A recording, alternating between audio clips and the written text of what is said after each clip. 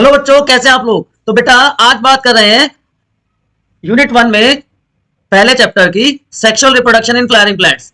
तो बेटा आप सबको पता है एंजियोस्पर्म। What are angiosperms? नाम से आप बता सकते हैं एंजियोस्पर्म क्या होते हैं। चलिए बताइए। ऐसे प्लांट जो फ्लावर प्रोड्यूस करते हैं उनको क्या कहते हैं? Angiosperm. Flowering plants are known as angiosperms. याद रहेगा। चलिए, आप जब अपने चारों तरफ देखते हो तो आपको जब ग्रीनरी दिखती है, फ्लावर्स दिखते हैं, तो बहुत अच्छा सा फील होता है ना। तो flowers are objects of aesthetic, ornamental, social, हमारे रिलीजन्स में भी इसकी बहुत इंपॉर्टेंस है और कल्चरल इवेंट्स में भी ये इंपॉर्टेंस रखते हैं। तो ये सारी की सारी वैल्यूज एड ऑन कर देते हैं। और जब मैनेजमेंट और कल्टीवेशन किया जाए ऑर्नामेंटल और फ्लावरिंग प्लांट्स का, उसको कहा जाता है बच्चों floriculture. So floriculture is cultivation and management of ornamental plants and animals. Clear to everyone? ठीक है। अब जो फ्लावर होता है उसमें दो वर्ल्स होते हैं, एक होता है एसेंशियल वर्ल और एक accessory whorls. Androecium and gynoecium जो मेल और फीमेल पार्ट है, they are known as essential whorls, जबकि सेपल्स और petals, calyx and corolla are known as accessory whorls. अगर किसी फ्लावर में ये चारों पार्ट प्रेजेंट है then it is known as complete flower. लेकिन अगर एक भी पार्ट मिसिंग है इन चारों में से, एंड्रोशियम, गायनेशियम, सेपल, पेटल्स, एक भी अगर वहां पे नहीं है देन उसको हम क्या कह देंगे? Incomplete flower. तो एसेंशियल वर्ल्स, इसके बिना तो काम चल ही नहीं सकता, ठीक है ना। ये एसेसरी है, होंगे तो वेल एंड गुड, नहीं होगा तो भी काम चल जाता है। तो एक एक करके इनकी बात करते हैं। तो सबसे पहले जो एसेंशियल पार्ट है, एसेंशियल वर्ल्स है androecium and gynoecium, mail and female part. Flower में देख सकते हैं ये एंड्रोशियम है, मेल पार्ट यहाँ पे आपको दिख रहा है, एंड ये वाला जो पार्ट है, मिडिल वाला जो सेंटर में जो एरिया है, that is known as gynoecium. So androecium and gynoecium. Stigma, style, ovary, तीन पार्ट में ये डिवाइड होता है। ओवरी में ही ओव्यूल्स प्रेजेंट होते हैं, ठीक है। तो एंड्रोशियम क्या होता है? जो मेल रिप्रोडक्टिव पार्ट मैंने अभी आपको बताया, फ्लावर का जो मेल रिप्रोडक्टिव पार्ट है बच्चों, उसको कह देते हैं हम एंड्रोशियम। अब ये दो पार्ट से मिलकर बना होता है। जो ऊपर का पार्ट है that is known as anther, और नीचे का जो लंबा सा हिस्सा है जो स्टॉक लाइक स्ट्रक्चर है उसको कह देते हैं फिलामेंट। तो ग्रुप और whorl of stamen is known as androecium, group of stamens. अब जो स्टेमन का लेंथ है, उसका नंबर है, वो अलग अलग स्पीशीज में अलग अलग हो सकता है, ठीक है। तो जो पहला पार्ट है फिलामेंट, ये लंबा स्टॉक लाइक स्ट्रक्चर है, डिस्टल एंड है ये, जो कि थैलेमस की तरफ होता है, थैलेमस से अटैच्ड होता है। जबकि ये जो थैलेमस से अटैच्ड है मैंने आपको बताया, ठीक है। प्रोक्सिमल एंड है जो कि पेटल से जुड़ा होगा, थैलेमस से जुड़ा हुआ होगा। और जो दूसरा हिस्सा है एंथर, ये ऊपर का पार्ट है, इसमें दो लोब्स होती हैं, यहां पर आपको दिख रहा है दो लोब्स प्रेजेंट है यहाँ पे। So it is known as bithecous और डाइथिकस, दो थीका यहाँ पे प्रेजेंट है। और इसका जो लॉन्गिट्यूडनल ग्रूव है जो लेंथ वाइज यहाँ पे प्रेजेंट होता है, ये वाला लॉन्गिट्यूडनल ग्रूव है, ये इन दोनों थीका को सेपरेट कर देता है। इंटरनली ये थीका भी डिवाइड होते हैं। तो चार कॉर्नर्स पे चार सैक प्रेजेंट होते हैं जिनको हम पोलन सैक्स कहते हैं। तो it is known as bithecous and tetrasporangiate. क्या वर्ड यूज किया जाएगा इसके लिए? टेट्रास्पोरेंजिएट। बाइथिकस या dithecous and tetrasporangiate. Is it clear? तो ट्रांसफर सेक्शन की बात करें तो यहां पे आप देख पा रहे होंगे चार स्पोरेंजिया प्रेजेंट हैं। एक लोब में दो स्पोरेंजिया है कॉर्नर्स पे, दीज आर माइक्रोस्पोरेंजिया, जिनसे माइक्रोस्पोर्स बनते हैं। तो माइक्रोस्पोरेंजिया डेवलप हो जाते हैं पोलन सैक में and they contains male gamete, जिनको हम पोलन ग्रेन्स कहते हैं। Male gametes are known as pollen grains. तो चार मेन चीजें हैं। अगर हम मेल पार्ट की बात करें, एंथर और फिलामेंट दो पार्ट में डिवाइडेड है, सो इट इज इंपोर्टेंट। उसके बाद सेकंड पार्ट हो जाती है जो एंथर है, वो दो लोब स्ट्रक्चर होती है, बाइथिकस हो जाता है। लेकिन चार कॉर्नर पे चार स्पोरेंजिया प्रेजेंट है, इसलिए इसको टेट्रास्पोरेंजिएट कह देते हैं। माइक्रोस्पोरेंजिया डेवलप कर जाते हैं पोलन सैक में, और इन पोलन सैक में बहुत सारे बच्चों क्या प्रेजेंट है? पोलन ग्रेन्स प्रेजेंट है, ठीक है। कोई कंफ्यूजन, कोई डाउट? चलिए, अब जो माइक्रोस्पोरेंजियम की स्ट्रक्चर है ये इंपॉर्टेंट है बच्चों। एग्जाम पॉइंट ऑफ व्यू से बहुत इंपॉर्टेंट स्ट्रक्चर है। एनसीईआरटी का डायग्राम आप यहां पर देख पा रहे हो कि सर्कुलर होता है आउटलाइन में और 4 वॉल्स होती है। तो आउटरमोस्ट लेयर जो सिंगल लेयर है, सिंगल सेल लेयर एपिडर्मिस, उसके बाद सिंगल लेयर एंडोथीशियम, फिर 2 to 3 लेयर्ड मिडल लेयर्स होती है। तो जो पहली तीनों लेयर है epidermis, endothecium and middle layer, ये क्या करती हैं बच्चों, ये प्रोटेक्शन प्रोवाइड करती है किसको, पोलन ग्रेन्स को। और उसके अलावा जब मैच्योरेशन हो जाती है तो एंथर के डिसेंस में भी हेल्प करेंगी to release the pollen grains और मेल गैमेट्स। क्लियर।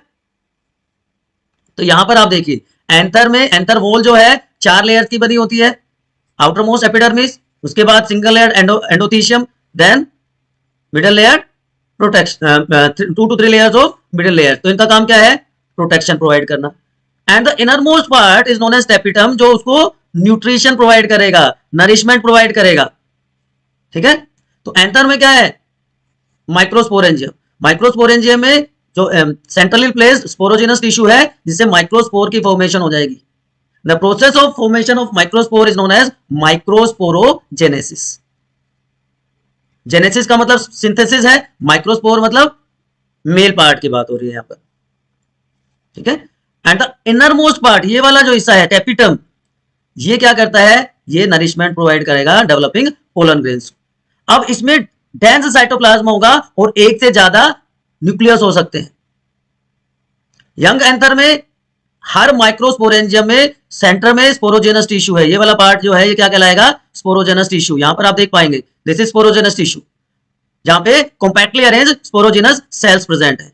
और अभी मैंने आपको क्या बताया, स्पोरोजेनस टिश्यू की सेल्स ही क्या करेंगी, माइक्रोस्पोर की फॉर्मेशन में हेल्प करेंगी। जैसे जैसे डेवलपमेंट होती है तो जो माइक्रोस्पोर मदर सेल है, इसको एमएमसी या पीएमसी पोलन मदर सेल कहते हैं। Each pollen mother cell which is diploid, वो म्यूसिस करेगी, रिडक्शनल डिवीजन होगा उसमें और 4 सेल का ग्रुप बन जाएगा जिसको कहेंगे हम माइक्रोस्पोर टेट्राड। ठीक है। तो ये माइक्रोस्पोर की फॉर्मेशन पोलन मदर सेल से, माइक्रोस्पोर मदर सेल से by reductional division is known as microsporogenesis. इन चारों के बीच में कैलस की वॉल होती है। जब कैलस वॉल डिसोल्व हो जाएगी तो चारों के चारों जो टेट्राड के पोलेंस हैं वो सेपरेट हो जाएंगे and individually they are known as pollen grains. Is it clear to everyone? यहां तक कोई कंफ्यूजन है तो प्लीज बताइए फटाफट, अदरवाइज हम आगे चलते हैं। यहां तक कोई कंफ्यूजन नहीं है किसी को? ओके। तो जैसे ही ये एंथर मैच्योर हो जाएगा, यहां से लाइन ऑफ डिसेंस बनेगी। लाइन ऑफ डिसेंस के थ्रू ये रप्चर हो जाएगा and pollen grains are release outside. ठीक है। अब ये माइक्रोस्पोर कैसे पोलन ग्रेन में कन्वर्ट होता है, टेट्राड से एक माइक्रोस्पोर बन गया था, अब इसमें वैक्यूल आपको क्लियरली दिखाई दे रहे होंगे एंड न्यूक्लियस इज पेरिफेरल, बाहर की तरफ है और स्पिंडल फॉर्मेशन हो जाती है। न्यूक्लियस डिवाइड करेगा तो 2 न्यूक्लियस हो जाएंगे, ऊपर वेजिटेटिव न्यूक्लियस, नीचे generative nucleus. Vegetative cell large होगी, उसमें डेंस साइटोप्लाज्म होगा, जबकि जनरेटिव सेल स्मॉल साइज और बीच में कैलस की लेयर आपको दिख रही है। ठीक है। और हर माइक्रोस्पोरेंजियम में lakhs of thousands of pollen grains are present, जो कि डिहेसेंस के साथ रिलीज हो जाएंगे। और जैसे ही सुटेबल कंडीशंस मिलेंगी, सुटेबल सबस्ट्रेटम मिलेगा, तो वो क्या कर जाएंगी, पोलन ट्यूब की फॉर्मेशन कर देंगे और जर्मिनेशन स्टार्ट हो जाएगा। ठीक। स्ट्रक्चर ऑफ पोलन ग्रेन जिसको हम मेल गैमेटोफाइट कहते हैं, ये आप देख रहे हैं स्फेरिकल स्ट्रक्चर है। दीज आर स्फेरिकल स्ट्रक्चर जिनका डायमीटर 25 to 50 मिलीमीटर होता है। एंड साइटोप्लाज्म के चारों तरफ आपको क्या दिख रही है, यहां पर प्लाज्मा मेम्ब्रेन। तो ऊपर की तरफ vegetative cell, larger area dense cytoplasm, लेकिन नीचे की तरफ generative cell with less cytoplasm. ठीक है। अब यहां पर आप देख रहे हो अलग अलग टाइप के पोलन ग्रेन्स आपको दिख रहे हैं। Palynology, study of pollen grain structure is known as palynology. और जो पेलेनोलॉजिस्ट होते हैं वो उसकी आउटर टेक्सचर को देख के बता देते हैं कि कौन सी स्पीशीज का पोलन ग्रेन है। Each pollen grain is having 2 layered wall, outer wall is called exine और इनर हो जाएगी बच्चों intine. Exine and intine. Exine layer बहुत इंपॉर्टेंट है क्योंकि यहां पे बाहर की तरफ क्या है, sporopollenin. Sporopollenin hardest substance of plants, क्योंकि ये हाईली रेजिस्टेंट है, चाहे ऑर्गेनिक मैटर है, एंजाइमेटिक एक्शन है, एनवायरमेंटल कंडीशन, मतलब बायोटिक एबायोटिक फैक्टर सबके अगेंस्ट ये रेजिस्टेंस शो करता है। कितना भी स्ट्रॉन्ग एसिड हो, एल्कली हो, एंजाइम, वो इसको डिग्रेड नहीं कर सकते। इसलिए हजारों साल पुराने पोलन ग्रेन भी प्रिजर्व फॉर्म में मिल जाता है, क्योंकि वो डिग्रेड तो होता नहीं है। लेकिन आप यहाँ पे साथ साथ देख रहे होंगे कि आउटर वॉल जो है, एक्साइन वॉल जो है, कंटिन्यूअस नहीं है। यहाँ पे बीच बीच में अपर्चर्स हैं जहां पे स्पोरोपोलिन एब्सेंट है, और यही वो पार्ट है जहां से पोलन ट्यूब की फॉर्मेशन होती है। ठीक है, एक्सीलेंट पैटर्न और डिजाइन यहाँ पे शो हो रहे हैं, और उसकी स्टडी को मैंने ऑलरेडी आपको बता दिया, पेलेनोलॉजी कहा जाता है। इसके कंपैरिजन में अगर हम देखें, जो अंदर वाली वॉल है, इंटाइन जो है वो कंटिन्यूअस है, थिन है, और पेक्टोसेलुलोज की बनी हुई है, पैक्टीन और सेलुलोज की बनी होती है। वहां पे क्या था? वहां पे था स्पोरोपोलिन, और यहां पे क्या है? पेक्टोसेलुलोज। क्लियर? तो जो मैच्योर पोलन ग्रेन होता है ना बच्चों, उसमें दो सेल्स हैं, वेजिटेटिव और जनरेटिव सेल। यहां पे क्योंकि थिक डेंस साइटोप्लाज्म है, तो यहां पे इरेगुलर शेप का न्यूक्लियस आपको देखने को मिल जाएगा, स्टोर्ड फूड यहां पे देखने को मिल जाएगा। लेकिन जनरेटिव सेल में क्या है? स्पिंडल शेप्ड न्यूक्लियस है, और ये वेजिटेटिव सेल के साइटोप्लाज्म में ही एक तरह से फ्लोट कर रहा है। अब 60% एंजियोस्पर्म में इसी 2 सेल स्टेज पे ही पोलन ग्रेन्स रिलीज हो जाते हैं, डेसेंस हो जाता है, शेड हो जाते हैं। लेकिन बाकियों में क्या होगा?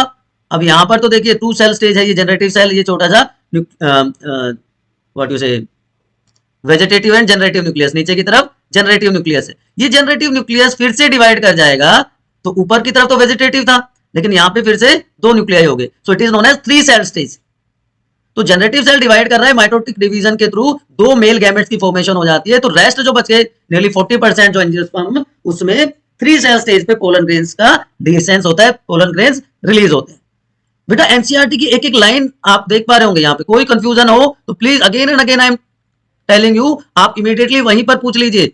बाद के लिए कोई इफ बट किंतु परंतु नहीं रखना है अपने दिमाग में, ठीक है ना। अब जब जो पोलन ग्रेन शेड हो गए, तो ये स्पीशीज स्पेसिफिक प्रोसेस के थ्रू उसी स्पीशीज के स्टिग्मा पे जाकर स्टिक कर जाएंगे,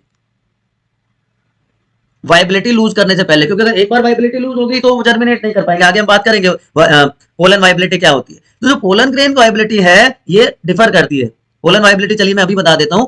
एबिलिटी है पोलन ग्रेन की कि वो जर्मिनेट कितने टाइम तक कर पाएगा, तो ये डिपेंड करता है एबायोटिक कंडीशन पे, जैसे टेम्परेचर हो गया, ह्यूमिडिटी हो गया, एंड ये वेरी करता है अलग अलग स्पीशीज में। जैसे राइस, व्हीट जैसे सीरियल्स हैं, इसमें 30 मिनट्स की होती है, लेकिन लेग्यूमिनेसी, रोजेसी, सोलेनेसी फैमिली में मंथ्स तक ये वाइबिलिटी रहती है ना। देखिए कितनी ब्यूटीफुल पिक्चर्स आप देख पा रहे हैं यहाँ पर। तो what is this economic importance of this pollen grains? बहुत सारे प्रोडक्ट्स बनते हैं बेटा इन पोलन ग्रेन से, because they are rich in nutrients. तो एज फूड सप्लीमेंट इनको यूज किया जाता है in the form of pollen tablets, syrup, और इसको एथलीट्स यूज करते हैं। हॉर्स राइडिंग जब होती है तो वो उन हॉर्सेस को ये दिया जाता है टू इनहेंस देयर परफॉर्मेंस। और लिक्विड नाइट्रोजन में -196 डिग्री सेल्सियस पर पोलन बैंक में इन पोलन ग्रेन्स को प्रिजर्व किया जाता है, and this technique is known as cryopreservation. This is cryopreservation, liquid nitrogen में -196 डिग्री सेल्सियस पे स्टोर करना, ठीक है। लेकिन कुछ पोलन ग्रेन्स प्रॉब्लम भी कॉज कर देते हैं, they cause allergies in some people. सबसे कॉमन एग्जांपल पार्थेनियम है, जिसको हम कैरेट ग्रास भी कहते हैं, जिसकी वजह से अस्थमा और ब्रोंकाइटिस जैसे रेस्पिरेटरी डिसऑर्डर्स हो जाते हैं। ये पार्थेनियम या carrot grass. Bee pollen highly nutritious है, ठीक है। ये स्टोर किए गए हैं पोलन्स, अलग अलग स्पीशीज के पोलन्स को इस तरह से स्टोर किया जाता है। पोलन टैबलेट्स आप यहां पर देख पा रहे होंगे, है ना। तो ये तो हो गया एंड्रोशियम मेल पार्ट की बात। अब हम चलते हैं गायनेशियम की तरफ, जिसको हम पिस्टिल भी कहते हैं। 3 एरियाज में इसको डिवाइड किया जाता है। सबसे ऊपर का जो पार्ट जहां पे पोलन ग्रेन आकर स्टिक करते हैं, that is known as stigma. Middle part is known as style, और नीचे का जो सोलन पार्ट है उसको कहते हैं ओवरी। यहां पर मैं आपको वो थोड़ा सा क्लियरली आपको बता देता हूं, इस तरह से स्टिग्मा, स्टाइल और ओवरी। ये सबसे ऊपर का पार्ट है स्टिग्मा, ये स्टाइल है, और जो सोलन पार्ट है ये है ओवरी। ओवरी में लोक्यूल्स प्रेजेंट होते हैं, जिनको ओवेरियन लोक्यूल्स कहते हैं, and in these locules ovules are present. So gynoecium female reproductive part है। अब अगर सिंगल पिस्टिल है तो वो क्या कहलाएगा, मोनोकार्पिलरी। लेकिन एक से ज्यादा पिस्टिल प्रेजेंट है then it is known as multicarpellary. एक नंबर के लिए बहुत इंपॉर्टेंट है, आपकी एनसीईआरटी का डायग्राम है मल्टी कार्पिलरी। इसके साथ एक और वर्ड आप देख पा रहे हो, सिनकार्पस। अगर सारी की सारी जो पिस्टल्स हैं वो फ्यूज्ड हैं तो it is known as syncarpous. यहां पे सारी की सारी जुड़ी हुई है। सिन का मतलब फ्यूज्ड और एपो का मतलब फ्री।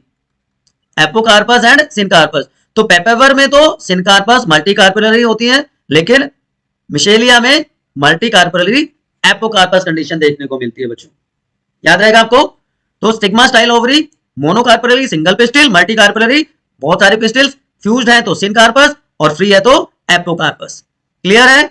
चलिए अब ये तीनों पार्ट, स्टिग्मा जो लैंडिंग प्लेटफॉर्म है पोलन ग्रेन के लिए, मेल गैमेट के लिए, मिडिल पार्ट सिलेंडर पार्ट जो स्टिग्मा और स्टाइल के स्टिग्मा और ओवरी के बीच में है दैट इज स्टाइल, और सबसे नीचे का जो बल्ज स्वोलन पार्ट है उसको क्या कह देते हैं हम, उसको कह देते हैं बच्चों, बताओ बताओ बताओ, ओवरी। और ओवरी में क्या है, ओव्यूल्स, ये यहां पे अटैच्ड इससे रिसेप्टेकल से या थैलेमस से। तो ये फीमेल पार्ट हो गया स्टिग्मा स्टाइल एंड ओवरी जिसमें ओव्यूल्स प्रेजेंट है। एंथर और फिलामेंट मिलकर स्टेमन बना देते हैं जो कि मेल पार्ट है। तो जो एसेंशियल वाल्स थे उनकी हमने बात करी, एंडोशियम और गायनेशियम की हमने बात करी अभी तक, ठीक है। कोई confusion? Time and over again मैं बार बार बेटा आपसे पूछ रहा हूं, बार बार आपसे पूछ रहा हूं। अगर आप लोग नहीं बताएंगे तो आप लोगों को डाउट्स रह जाएंगे और ये हाई टाइम है, आप डाउट्स को कैरी ऑन नहीं कर सकते एग्जामिनेशन हॉल में। अब जो मेगास्पोरेंजियम है जिसको हम कहते हैं ओव्यूल, उसकी स्ट्रक्चर की बात कर लेते हैं। ये भी एनसीईआरटी का डायग्राम आप देख पा रहे होंगे। दो एंड होते हैं, दो साइड्स होती हैं, एक कहलाता है माइक्रोपाइलर एंड और दूसरे को कहते हैं chalazal end, micropyle end chalazal end, ठीक है।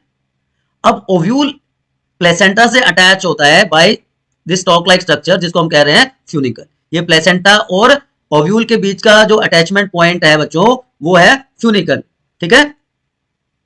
और जहां पे दोनों फ्यूज हो जाएंगे वो एरिया क्या कहलाएगा, हाइलम।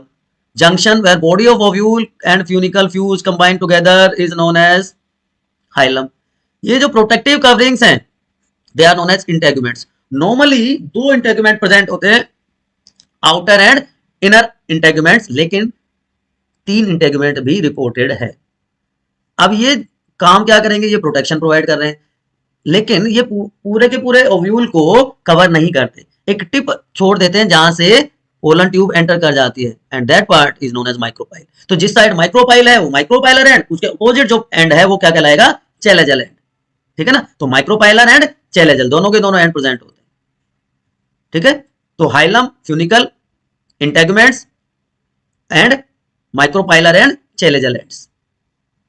ये वाला पार्ट फिर से इंपॉर्टेंट है, न्यूसेलस एंड एम्ब्रियोसेक।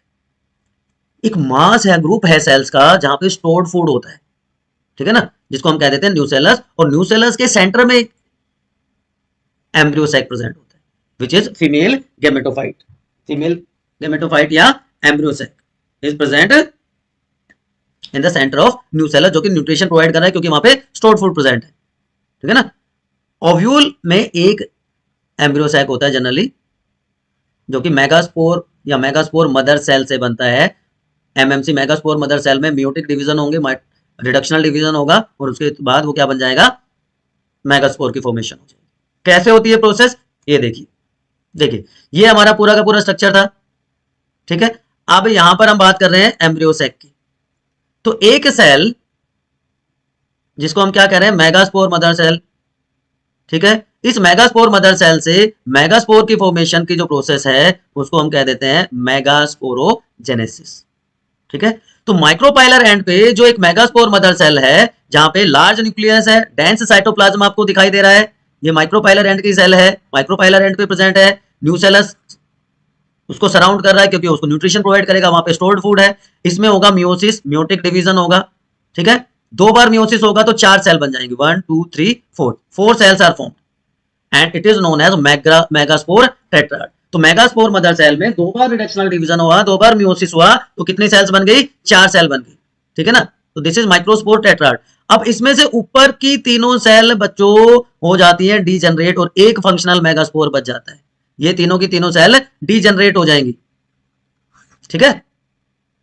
और जो फंक्शनल मेगास्पोर है ये डेवलप हो जाएगा किसमें, किसमें, फीमेल गैमेटोफाइट में। तो यहां पर एक सिंगल मेगास्पोर से एम्ब्रियो सैक की फॉर्मेशन हो रही है, तो it is known as monosporic development. याद रहेगा, इंपॉर्टेंट क्वेश्चन बनता है what do mean by monosporic development, कि अगर एक सिंगल मेगास्पोर से एम्ब्रियो सैक की फॉर्मेशन हो रही है then it is known as monosporic development. Microspore mother cell में 2 बार रिडक्शनल डिवीजन हुआ, 4 मेगास्पोर की फॉर्मेशन हो गई which is known as megaspore tetrad. 3 megaspores degenerate हो जाती हैं and only 1 functional megaspore remains which develops into embryo sac. अब इस एम्ब्रियो सैक में भी कुछ चेंजेस आपको देखने को मिलते हैं। यहां जो फंक्शनल मेगास्पोर था उसका न्यूक्लियस डिवाइड कर जाता है, उसमें कैरियोकाइनेसिस होता है, लेकिन ये माइटोटिक डिवीजन होगा बच्चों, ये ध्यान रखना है। मियोसिस पहले हो चुका है, अब ये न्यूक्लियस 3 बार डिवाइड करता है, फर्स्ट डिवीजन में 2, फिर 4 और फिर 8 न्यूक्लियाई या न्यूक्लिएटेड सेल की फॉर्मेशन होती है, ठीक है ना। 3 सेल माइक्रोपाइलर एंड की तरफ अपने आप को अरेंज कर लेती हैं, they are known as synergids. 3 cell chalazal end की तरफ अपने आप को अरेंज कर लेती हैं, they are known as antipodals. और 2 सेल बीच में रह जाती हैं which is known as central cell, और ये न्यूक्लियाई कहलाएंगे polar nuclei. So this stage is known as 7 celled 8 nuclei stage, 7 celled 8 nuclei stage. तो nucleus of functional megaspore divide mitotically to form 2 nuclei, दोनों अपोजिट पोल्स की तरफ चले गए तो 2 न्यूक्लिएट एम्ब्रियो सैक बन गया। फिर से डिवीजन हो गया जिससे 4 न्यूक्लिएट स्टेज बन गई, दोनों एंड्स की तरफ चले गए 2 nuclei, and ultimately third division के बाद 8 न्यूक्लियर स्टेज बन जाती है, ठीक है। लेकिन ये फ्री न्यूक्लियर डिवीजन हैं। फ्री न्यूक्लियर डिवीजन का मतलब क्या होता है कि न्यूक्लियर डिवीजन के बाद इमीडिएटली साइटोप्लाज्म का डिवीजन नहीं होता या सेल वॉल की फॉर्मेशन नहीं होती है, ठीक है। Is it clear? यहां तक कोई कंफ्यूजन है किसी बच्चे को? प्लीज फटाफट बताइए मुझे, इंपॉर्टेंट है ये सारे टॉपिक्स। अब यहां पर देखिए, चैलेजल एंड पर क्या है, एंटीपोडल्स है। माइक्रोपाइलर एंड पे क्या है, सिनर्जिड्स। सिनर्जिड्स में से एक सेल डेवलप होकर एग सेल बना देती है, एग सेल की फॉर्मेशन कर देती है, ठीक है। अब 6 जो सेल्स हैं ये सारी की सारी तो हैं हैप्लॉइड, तीनों की तीनों एंटीपोडल्स, तीनों की तीनों सिनर्जिड्स हैप्लॉइड सेल हैं, क्योंकि उनमें एक एक न्यूक्लियस आपको दिख रहा है। लेकिन जो सेंट्रल सेल है, सेल एक है लेकिन वहां पर 2 न्यूक्लियाई प्रेजेंट हैं, 2 पोलर न्यूक्लियाई प्रेजेंट हैं, सो इट इज डिप्लॉइड, ठीक है। सो इसीलिए इसको 7 सेल्ड 8 न्यूक्लियर स्टेज बच्चों कहा जाता है। अब यहां पर आपको एक मास दिख रहा है, सेल्स दिख रही हैं जिसको कहते हैं फिलीफॉर्म एपरेटस। ये फिलीफॉर्म एपरेटस का काम क्या होता है, ये गाइड करती है पोलर ट्यूब को टुवर्ड्स एग सेल, वहां तक पहुंचने में हेल्प करेगी, ठीक है। और हेल्प के बाद क्या हो जाएगा, हेल्प के बाद क्या हो जाएगा, help the guide the polar tube into the synergids. 3 cells chalazal end की एंटीपोडल्स हैं, 3 सेल जो माइक्रोपाइलर एंड की है वो क्या कहलाएगी, एग एपरेटस। एग एपरेटस में मैंने अभी आपको क्या बताया, 2 सिनर्जिड्स रह जाएंगी और एक क्या हो जाएगी, एग सेल बन जाएगी।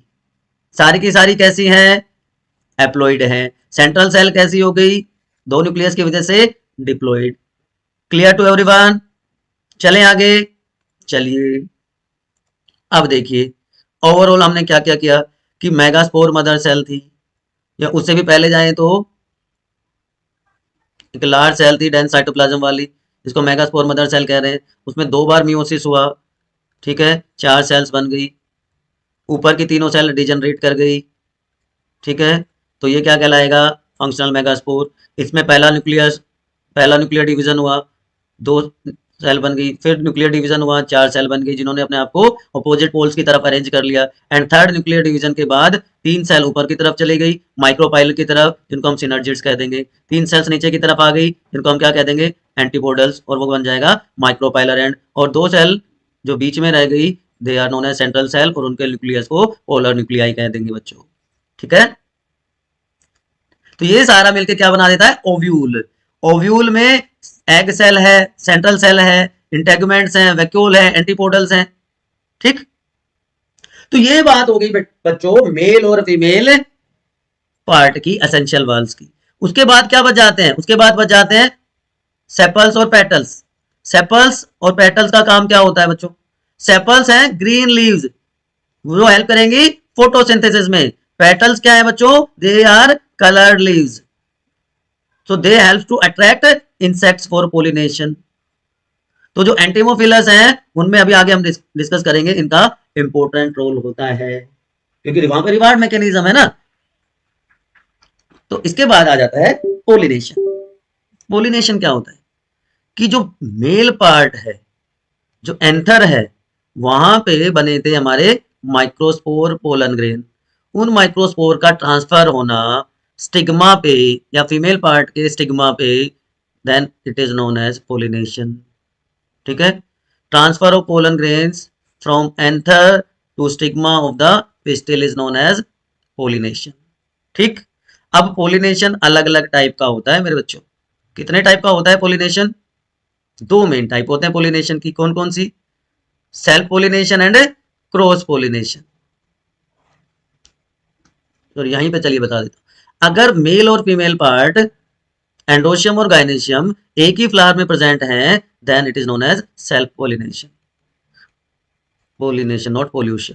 और ऐसे फ्लावर को कह देते हैं बाइसेक्सुअल फ्लावर, जहां पे मेल और फीमेल दोनों एक ही फ्लावर में प्रेजेंट है, लेकिन मेल पार्ट एक फ्लावर में है, फीमेल पार्ट दूसरे फ्लावर में है, एक ही प्लांट में अलग अलग फ्लावर पे है या अलग अलग प्लांट में अलग अलग फ्लावर पे है, then it is known as cross pollination.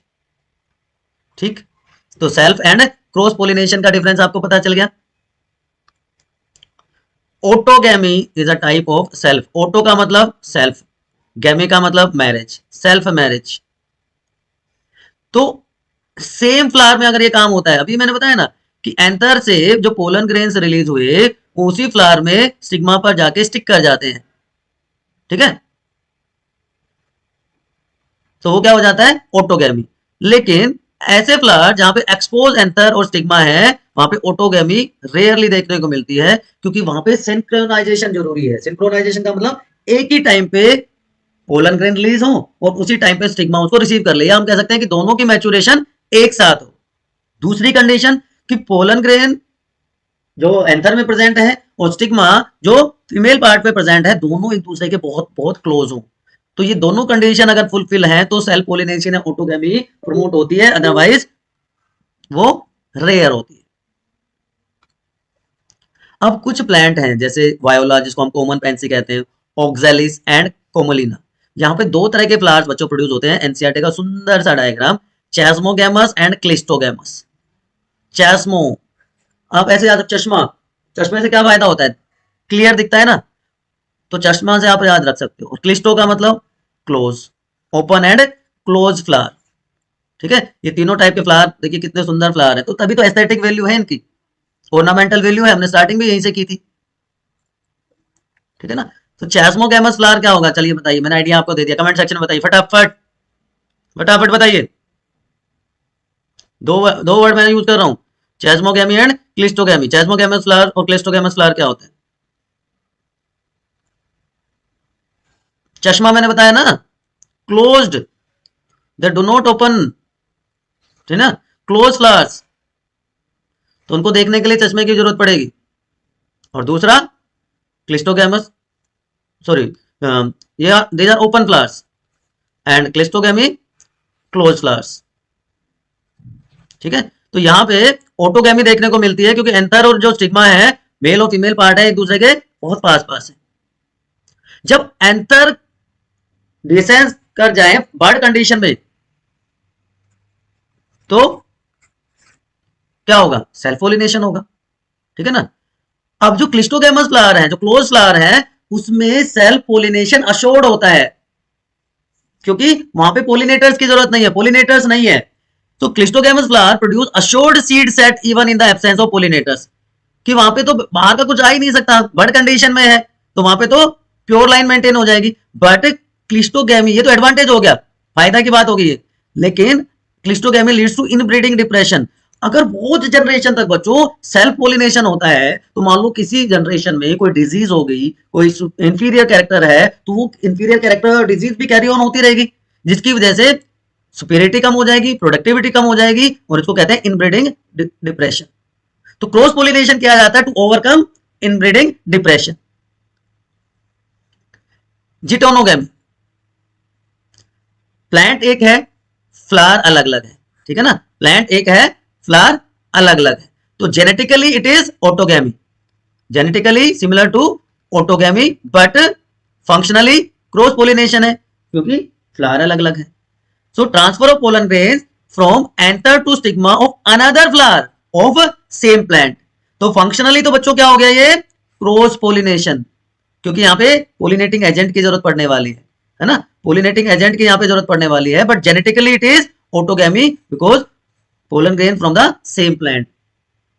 ठीक है, यहां तक कोई कंफ्यूजन? अब एक्सक्लूसिवली क्रॉस पोलिनेशन क्या होता है?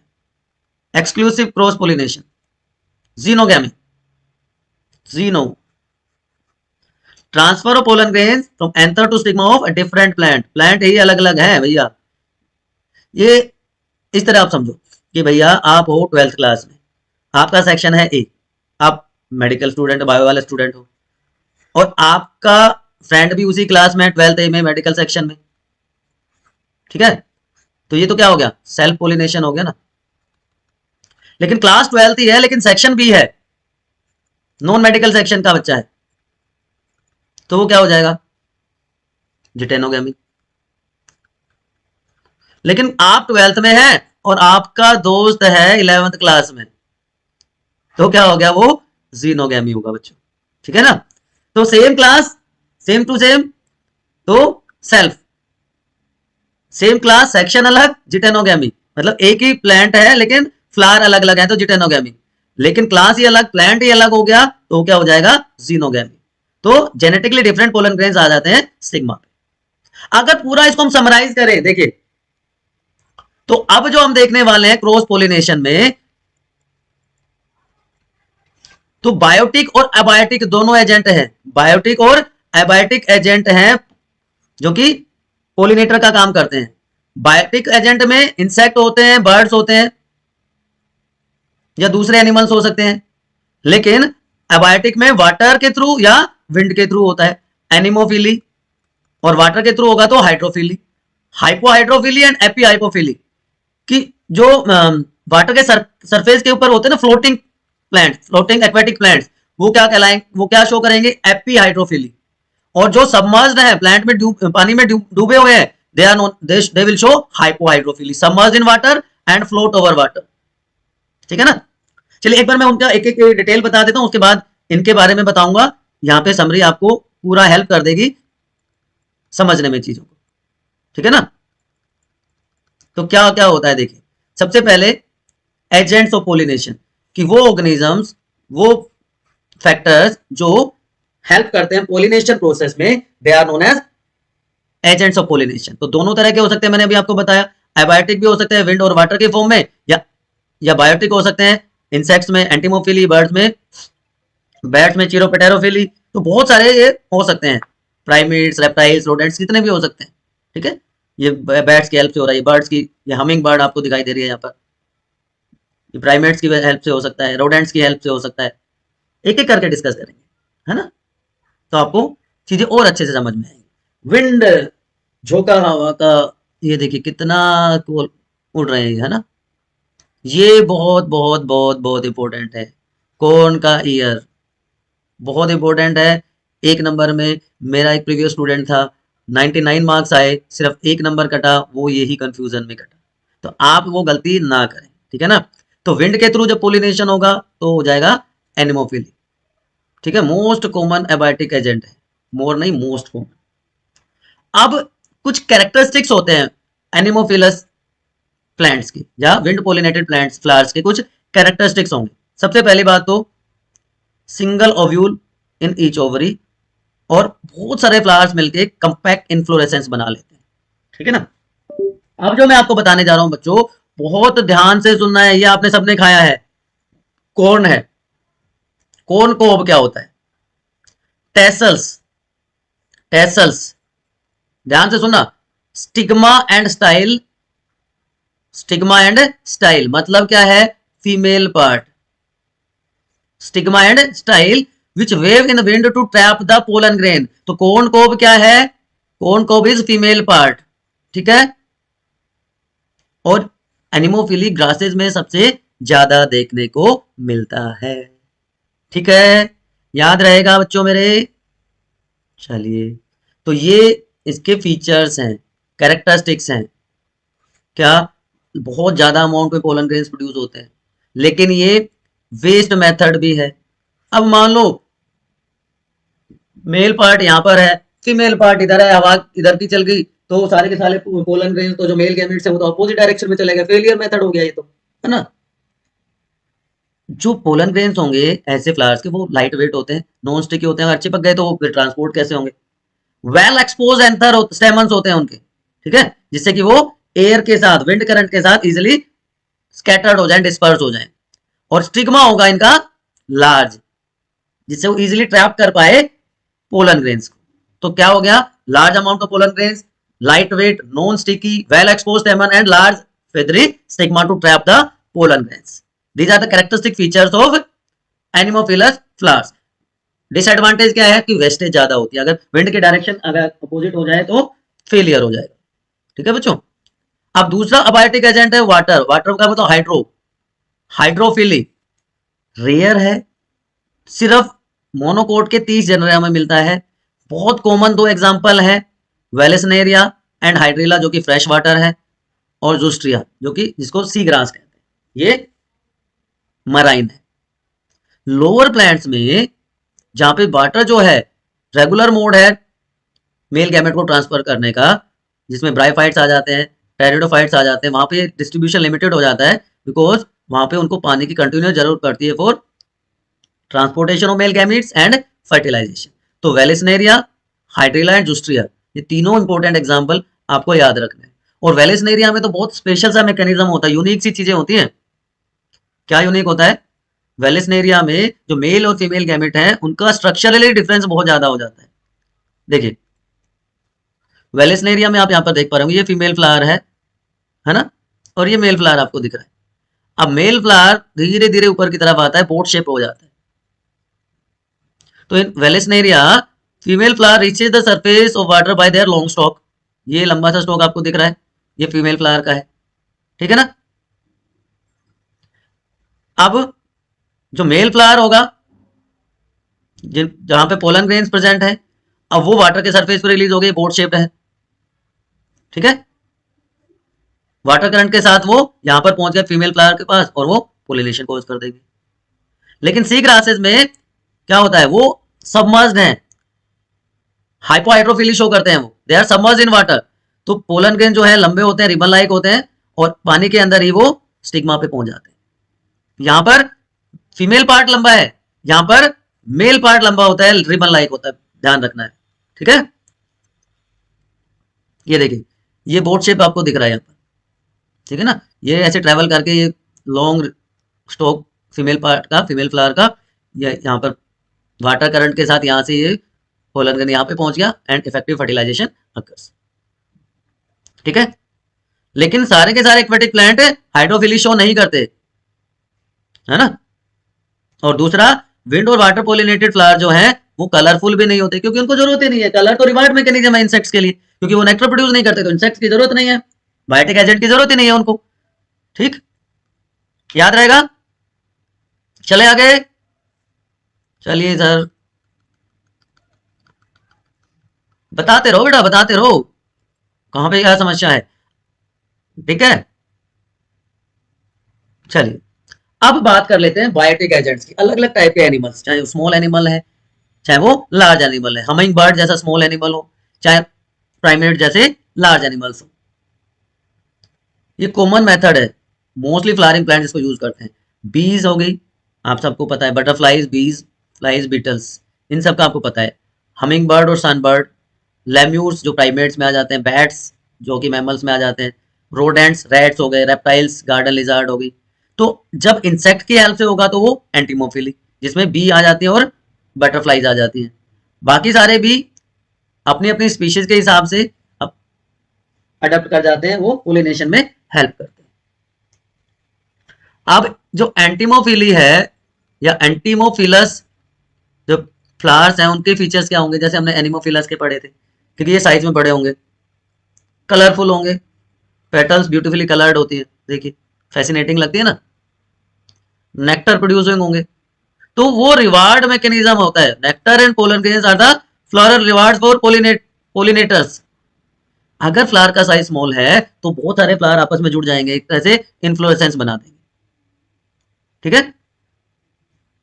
और ये स्टिकी होते हैं, चिपक जाएंगे, जो पोलिनेटर होगा उसकी बॉडी से चिपक जाते हैं।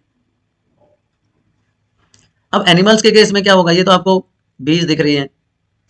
जब एनिमल एंथर के कांटेक्ट में आएगा और फिर स्टिग्मा की तरफ जाएगा, तो वो जो पोलन ग्रेन्स उसके बॉडी से चिपक गए थे वो वहां पे रिलीज हो जाते हैं, है ना, और उसकी वजह से क्या हो जाएगा, पोलिनेशन हो जाएगा, ठीक है। और क्या हो सकता है, और कोई मैकेनिज्म बताइए। बाइसेक्सुअल फ्लावर्स, ओके, पहले चलिए इसको आउटब्रीडिंग डिवाइसेस से पहले एक बार मैं वो आपके लिए समराइज कर देता हूं, वो जो चार्ट था हमारा।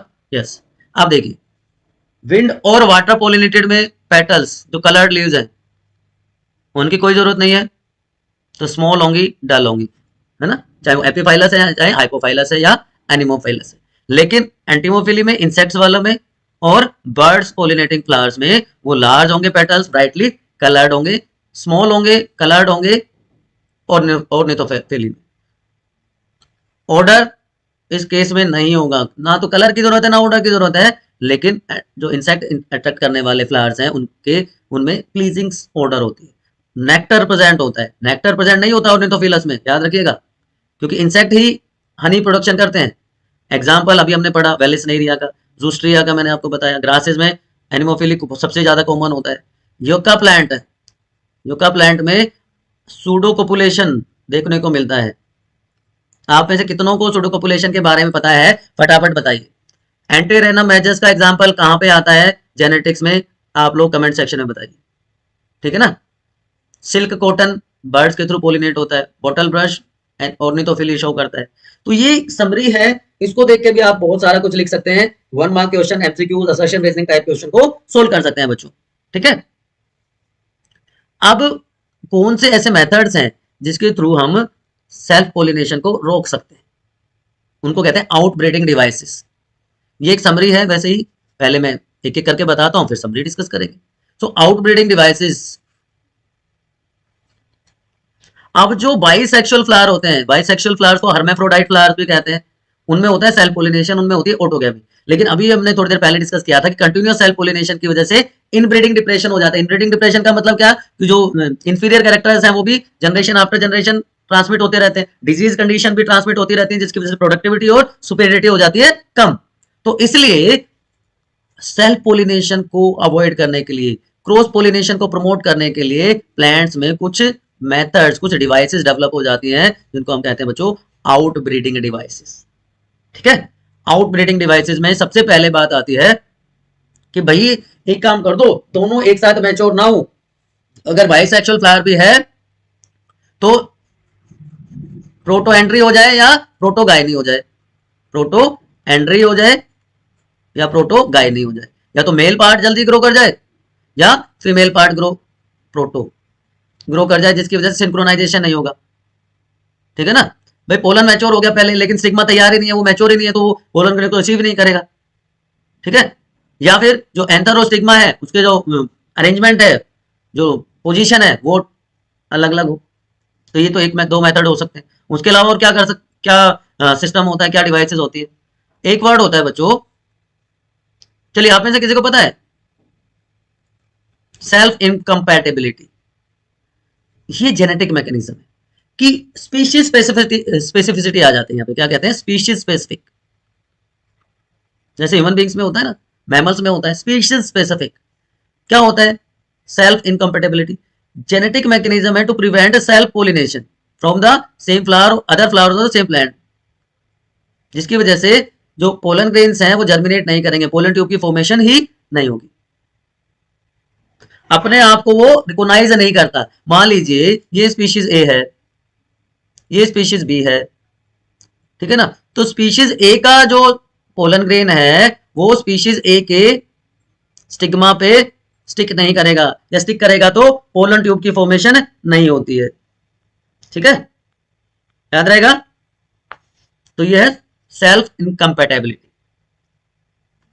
और क्या हो सकता है भाई बाइसेक्सुअल खत्म कर दो, मतलब यूनिसेक्सुअल फ्लावर से प्रोड्यूस हो। अगर बाइसेक्सुअल है, मोनोशियस प्लांट है, ये इंपॉर्टेंट है एग्जांपल कैस्टर एंड मेज। ऑटोगैमी तो रोक लेंगे पर जिटेनोगैमी नहीं रोकेंगे। जिटेनोगैमी क्या था, आप मेडिकल के नॉन मेडिकल वाले के साथ दोस्ती। लेकिन डायोसियस प्लांट जैसे पपाया है, वो डायोसिस शो करते हैं, वो बाइसेक्सुअल है। बाइसेक्सुअल है नहीं, दे आर यूनिसेक्सुअल। यस, क्योंकि मेल और फीमेल पार्ट अलग अलग फ्लावर पे प्रेजेंट है, तो ना तो ऑटोगैमी होगी ना जिटोनोगैमी होगी। आपको तो भाई सेक्शन सॉरी क्लास ही चेंज करनी पड़ेगी, 12th से 11th में दोस्ती करनी पड़ेगी। तो पपाया प्लांट आपने देखा होगा सबने कॉमनली, मेल अलग होता है, फीमेल अलग होता है, ठीक है। तो पोलिनेटर की जरूरत पड़ती है। तो पोलन पिस्टल इंटरेक्शन में क्या हो जाता है, जो मैं स्पीशीज स्पेसिफिसिटी की बात कर रहा था, वो भी इंपॉर्टेंट रोल प्ले करती है। अगर राइट टाइप का pollen grain, compatible pollen grain stigma पर पहुंचेगा तो वो उसको एक्सेप्ट करेगा और पोस्ट पोलिनेशन प्रोसेस स्टार्ट हो जाएगी, ठीक है। वो प्रोसेस क्या होती है, वो प्रोसेस होगी सबसे पहले पोलन ट्यूब की फॉर्मेशन होगी जंप पोर के थ्रू। हमने देखा था ना कि एक्साइन लेयर पे तो नॉर्मली तो क्या होता है, स्पोरोपोलिन होता है, लेकिन बीच बीच में गैप होते हैं, आउटर लेयर कंटिन्यूअस नहीं होती, वहां पे जंप पोर होते हैं। लेकिन अगर इलोंगेटेड हो पोलन ग्रेन तो वहां पे वर्ड यूज किया जाता है जंप फरो। अगर स्फेरिकल है तो जंप पोर यूज करते हैं वर्ड, और अगर इलोंगेटेड हो तो जंप फरो वर्ड यूज किया जाता है। तो पोलन ग्रेन के जो कंटेंट है पोलन ट्यूब में चले जाएंगे और स्टिग्मा के टिश्यू के थ्रू होता हुआ स्टाइल के थ्रू ट्रेवल करके वो ओवरी तक पहुंच जाएगा। आगे की प्रोसेस हम देखेंगे। तो पिस्टिल रिकॉग्नाइज कर देता है कि कंफर्टेबल पोलन ग्रेन है या इनकंफर्टेबल पोलन ग्रेन है। ये कीमोटैक्सिक प्रोसेस है, आपने 10th क्लास में पढ़ा था ना, कीमोट्रोपिक। तो ये कीमोट्रोपिक प्रोसेस है, ठीक है। अब ये देखिए समरी, आउटब्रीडिंग डिवाइसेस, इसको एक तो ऐसे पूछ सकता है, what are the outbreeding devices to prevent self pollination, और how to promote cross pollination. Cross pollination को कैसे हम प्रमोट कर सकते हैं, बढ़ावा दे सकते हैं। तो सिंक्रोनाइजेशन ना हो, जिसको डाइकोगैमी कहा जाता है। एंथर और स्टिग्मा अलग अलग पोजीशन पे हो, इनको हेटेरोस्टाइलिक कह देंगे। सेल्फ कंपेटेबिलिटी ऑलरेडी मैंने आपको बता दिया, ठीक है ना। यूनिसेक्सुअलिटी, यूनिसेक्सुअल फ्लावर प्रोड्यूस हो कि एक प्लांट पे मेल पार्ट है दूसरे पे फीमेल पार्ट है, या एक ही प्लांट में अलग अलग फ्लावर पे मेल और फीमेल पार्ट प्रेजेंट है, तो ऑटोगैमी तो प्रिवेंट हो जाएगी, लेकिन ये जिटेनोगैमी को प्रिवेंट नहीं करेगा। और हार्कोगैमी ये मैकेनिकल डिवाइस है एक तरह से, male and female are present on different plants, तो इसमें तो पोलिनेटर की जरूरत पड़ेगी ही पड़ेगी। तो ना तो ऑटोगैमी हो पाती है ना जिटेनोगैमी। तो ये 5 word, dichogamy, heterostyly, self compatibility, unisexuality and herkogamy, आपको ध्यान रखना है बेटा, ठीक है ना। याद रह जाएंगे, सर कोशिश करेंगे, कोशिश करनी ही पड़ेगी बच्चों। अब आप चांस नहीं ले सकते। आप किस मोड में हो, आप अंतिम लड़ाई के मोड में हो। आपका टारगेट आपको पता है, आपको टाइम आपका पता है। देखिए अगर लड़ाई है तो लड़नी भी आपको पड़ेगी, ना वक्त और ना हालात आपके हिसाब से, ठीक है ना। तो 95 प्लस अगर चाहिए, लोगों से अलग दिखना है तो कुछ अलग करना पड़ेगा। और जब आपके साथ आपकी बायोनीति है तो आपको क्यों टेंशन लेना, सिर्फ आपको जो कहा जाए आप वो करते रहिए, उस सब्जेक्ट सॉरी उन टॉपिक्स को उसी सीक्वेंस में पढ़ते रहिए, बस इतना ही तो करना है आपको बच्चों, ठीक है। चलिए पोलन पिस्टिल इंटरेक्शन की बात करते हैं कि भैया एंथर आया, सॉरी पोलन ग्रेन आया, स्टिग्मा पे स्टिक कर गया, ठीक है जी। अगर वो रॉन्ग टाइप का होगा तो रिजेक्शन हो जाएगा, चलो भाई नॉट अलाउड। इनकम्पेटिबल है, रॉन्ग टाइप का है, तो पिस्टल रिजेक्ट कर देगी और पोलन ट्यूब की फॉर्मेशन ही नहीं होगी, ठीक है। अब पोलन ग्रेन्स 2 सेल कंडीशन में रिलीज हो जाते हैं, शेड हो जाते हैं, आपको याद है, आपको पता है। अगर कंफर्टेबल है, राइट टाइप का है, तो क्या होगा, एंट्री हो जाएगी पोलन ट्यूब की सिनर्जिड में, स्टाइल के थ्रू ट्रेवल करके वो आएगा, ये स्टाइल के थ्रू आएगा। And each pollen grain have 2 male nuclei, हर पोलन ग्रेन में 2 मेल न्यूक्लियाई हैं, आप इसको ऐसे शो कर सकते हैं, ठीक है। एक एग सेल के साथ कंबाइन करेगा, दूसरा सेंट्रल सेल के साथ कंबाइन करेगा, इसीलिए तो इसको क्या कहते हैं यहां पर, it is known as double fertilization, it is known as double fertilisation.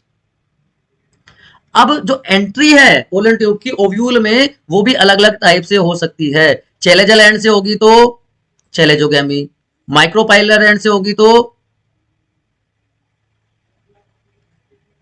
या इंटेगुमेंट के थ्रू होगी, sorry this is through integuments, तो मीजोगैमी और पोरोगैमी माइक्रोपाइलर एंड के थ्रू।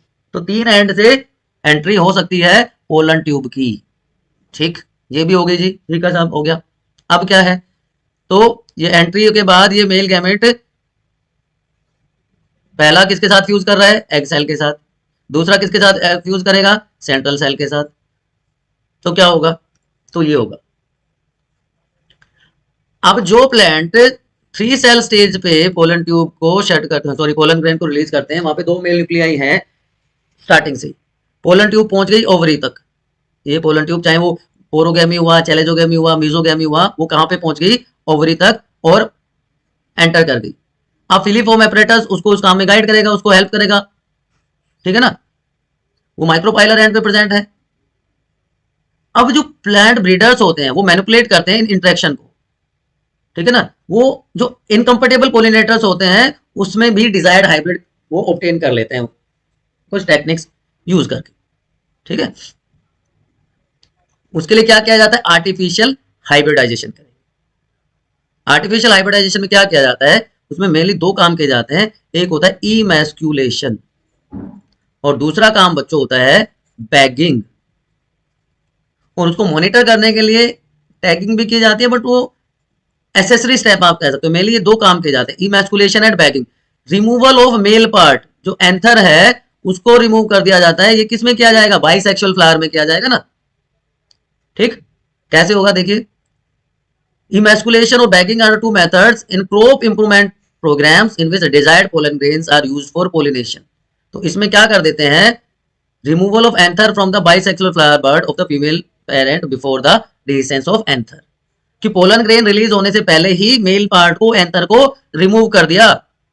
उसके बाद जो इमेस्कुलेटेड फ्लावर है उसको पॉलीथीन बैग से या बटर पेपर के बैग से कवर कर दिया, जिससे कि कंटामिनेशन ना हो, दूसरा कोई अनवांटेड पोलन ग्रेन है वो वहां पे ना पहुंच जाए, ठीक है। अब जैसे स्टिग्मा पे रिसेप्टिविटी आ जाती है, हम डिजायर्ड प्लांट के पोलन ग्रेन, डिजायर्ड एंथर से पोलन ग्रेन इकट्ठा करके उनको डस्ट कर देते हैं स्टिग्मा पे, ठीक है। उसके बाद दोबारा से उसको बैगिंग कर दिया और फ्रूट फॉर्मेशन होने देते हैं। तो इमेस्कुलेशन एंड बैगिंग ये 2 इंपॉर्टेंट स्टेप होते हैं बच्चों, 2 इंपॉर्टेंट स्टेप हैं कौन सी प्रोसेस के, आर्टिफिशियल हाइब्रिडाइजेशन, ठीक है। आर्टिफिशियल हाइब्रिडाइजेशन की हेल्प से ब्रीडर्स डिजायर्ड कैरेक्टर वाले ऑर्गेनिजम्स को ऑब्टेन कर सकते हैं, ठीक। यूनिसेक्सुअल फ्लावर के लिए कोई जरूरत ही नहीं है भाई, तू कहां मैं यहां, मैं कहां तू वहां, है ना। वहां पे क्या करेंगे, फ्लावर बर्ड को बैक कर देते हैं फ्लावर के ओपन होने से पहले ही, और जैसे स्टिग्मा रिसेप्टिव होगा पोलिनेशन हो जाता है डिजायर्ड पोलन ग्रेन के साथ, और उसके बाद रीपैकिंग, फिर से पैकिंग कर दी बटर पेपर लगा के, ठीक। तो देखिए यहाँ ये हो रहा है इमैस्कुलेशन, मेल पार्ट को रिमूव कर दिया, ये हो रही है डस्टिंग डिजायर्ड पोलन ग्रेन्स, और उसके बाद ये कर दी रीपैकिंग, ठीक है जी, याद रहेगा बच्चों मेरे। चलिए, तो ये सारे के सारे अभी तक जो हमने पढ़ी, पूरी रामायण जो हमने पढ़ी, वो सारी की सारी क्या थी, pre fertilization events, pre fertilization structures की हमने बात करी। अब फर्टिलाइजेशन क्या होता है, आप 6th-7th क्लास से पढ़ते आ रहे हैं कि fusion of male and female gametes is known as fertilization. Strasburger ने सबसे पहले डिस्कवर किया, ठीक है, मोनोट्रोपा में। उसके बाद डबल फर्टिलाइजेशन सबसे पहले किसने बताया, किसने स्टडी किया, नेवशिन ने, लिलियम में। तो फर्टिलाइजेशन की बात हो तो स्ट्रसबर्गर, और डबल फर्टिलाइजेशन की बात हो तो नेवशिन, ठीक है। क्या होता है ये डबल फर्टिलाइजेशन, क्योंकि हम बात किसकी कर रहे हैं, बात हम कर रहे हैं बेटा एंजियोस्पर्म्स की। एंजियोस्पर्म्स क्या होते हैं, कोई सो रहा हो जिसको अभी तक नहीं पता चला हो बच्चा, तो प्लीज नॉक नॉक नॉक, कोई है जिसको एंजियोस्पर्म भी नहीं पता है अभी तक। ये तो वो हालत हो जाएगी, पूरी रात हमने रामायण सुनी और सुबह उठ के हमने पूछा कि सीता किसका बाप, ठीक है ना, ऐसा नहीं करना बच्चों। चलिए, डबल फर्टिलाइजेशन क्या होती है, देखिए डबल फर्टिलाइजेशन क्या होती है, सर क्या होती है, 10th क्लास में भी था आपके। अब ये देखिए यहां से पोलन ग्रेन आया, ये स्टिग्मा पे पहुंच गया। अब 3 सेल स्टेज पे जब वो रिलीज होता है पोलन, तो वहां पे दो मेल गैमेट्स होते हैं या दो मेल न्यूक्लियाई होते हैं हम कह सकते हैं। अब ये पोलन ट्यूब की फॉर्मेशन होगी, पोलन ट्यूब की फॉर्मेशन होते ये होता हुआ यहाँ पे पहुंच गया पोलन ट्यूब, यहाँ पे फिलिफॉर्म एपरेटस ने उसको गाइड कर दिया और ये सिनर्जिड की तरफ चली गई। सिनर्जिड में क्या है, सिनर्जिड में क्या है, एग सेल है, फीमेल गैमीट है। तो जो पहला मेल गैमीट है, मेल न्यूक्लियाई है, वो एग सेल के साथ फ्यूज कर देगा, डिप्लॉइड सेल बन जाएगी जिसको हम क्या कह देंगे, जायगोट। सिनगैमी वन, दोनों के न्यूक्लियस फ्यूज कर जाते हैं। अब जो पीछे पीछे आ रहा था कि भाई मैं भी हूं, वो क्या करेगा, वो पहुंच जाएगा जी इसके पास, सेंट्रल सेल के पास, जिसके पास दो मेल न्यूक्लियाई, दो न्यूक्लियाई है पहले से ही। तीसरा आ गया मेल न्यूक्लियाई, तो डिप्लॉइड प्लस हैप्लॉइड क्या बन गया, 3n। तो दो बार फर्टिलाइजेशन हुआ, प्रोसेस एक बार कंप्लीट होने के लिए दो बार फर्टिलाइजेशन हुआ, so it is known as double fertilization. देखिए कैसे लिखोगे आप, after entering one of the synergid the pollen tube releases two male gamete into the cytoplasm of synergid, one male gamete move toward the egg cell and fuses with its nucleus. Syngamy के बाद zygote formation हो गया, diploid condition बन गई, ये वाला काम हो गया हमारा। Other mail gamete move toward the two polar nuclei जो कि कहां पे है, सेंट्रल सेल पे है, उनके साथ फ्यूज करेगा तो ट्रिप्लॉइड सेल बन गई, जिसको हम कहते हैं primary endosperm nucleus, sorry primary endosperm nucleus. तो तीन एप्लॉइड न्यूक्लियस यहाँ पे इन्वॉल्व है, इसलिए इसको ट्रिपल फ्यूजन भी बच्चों कहा जाता है। तो अब क्या हुआ, एग सेल थी एप्लॉइड, फर्स्ट मेल गैमेट था एप्लॉइड, सिनगैमी के बाद जायगोट बन गया, जिससे कि नया ऑर्गेनिज्म बनेगा, तो इसको कहते हैं जेनरेटिव फर्टिलाइजेशन। ये क्या हो गया, जेनरेटिव फर्टिलाइजेशन। अब दूसरा जो मेल गैमेट था हैप्लॉइड, वो सेंट्रल सेल के सेकेंडरी न्यूक्लियस के साथ जाके फ्यूज होता है, तो उसमें क्या बन गया, प्राइमरी एंडोस्पर्म न्यूक्लियस की फॉर्मेशन हो गई। प्राइमरी एंडोस्पर्म न्यूक्लियस क्या करता है, PEN इसको शॉर्ट में लिख देते हैं, ये प्रोवाइड करता है न्यूट्रिशन। न्यूट्रिशन किसको, न्यूट्रिशन क्यों, न्यूट्रिशन न्यूट्रिशन करेगा, ये जो जायगोट के बाद जो एम्ब्रियो बनेगा ना, उस एम्ब्रियो को न्यूट्रिशन प्रोवाइड करने का काम करता है। ठीक है, तो ये क्या हो गया, double double double fertilization. Summarize करें, करें समराइज इसको, चलिए देखिए, एक वेजिटेटिव सेल, दो मेल गैमेट, ठीक, हमारे पास क्या है, embryo sac, 7 cell 8 nuclear stage, 3 antipodal, एक एपिफरेटस जिसमें दो सिनर्जिड और एक एग सेल, ठीक।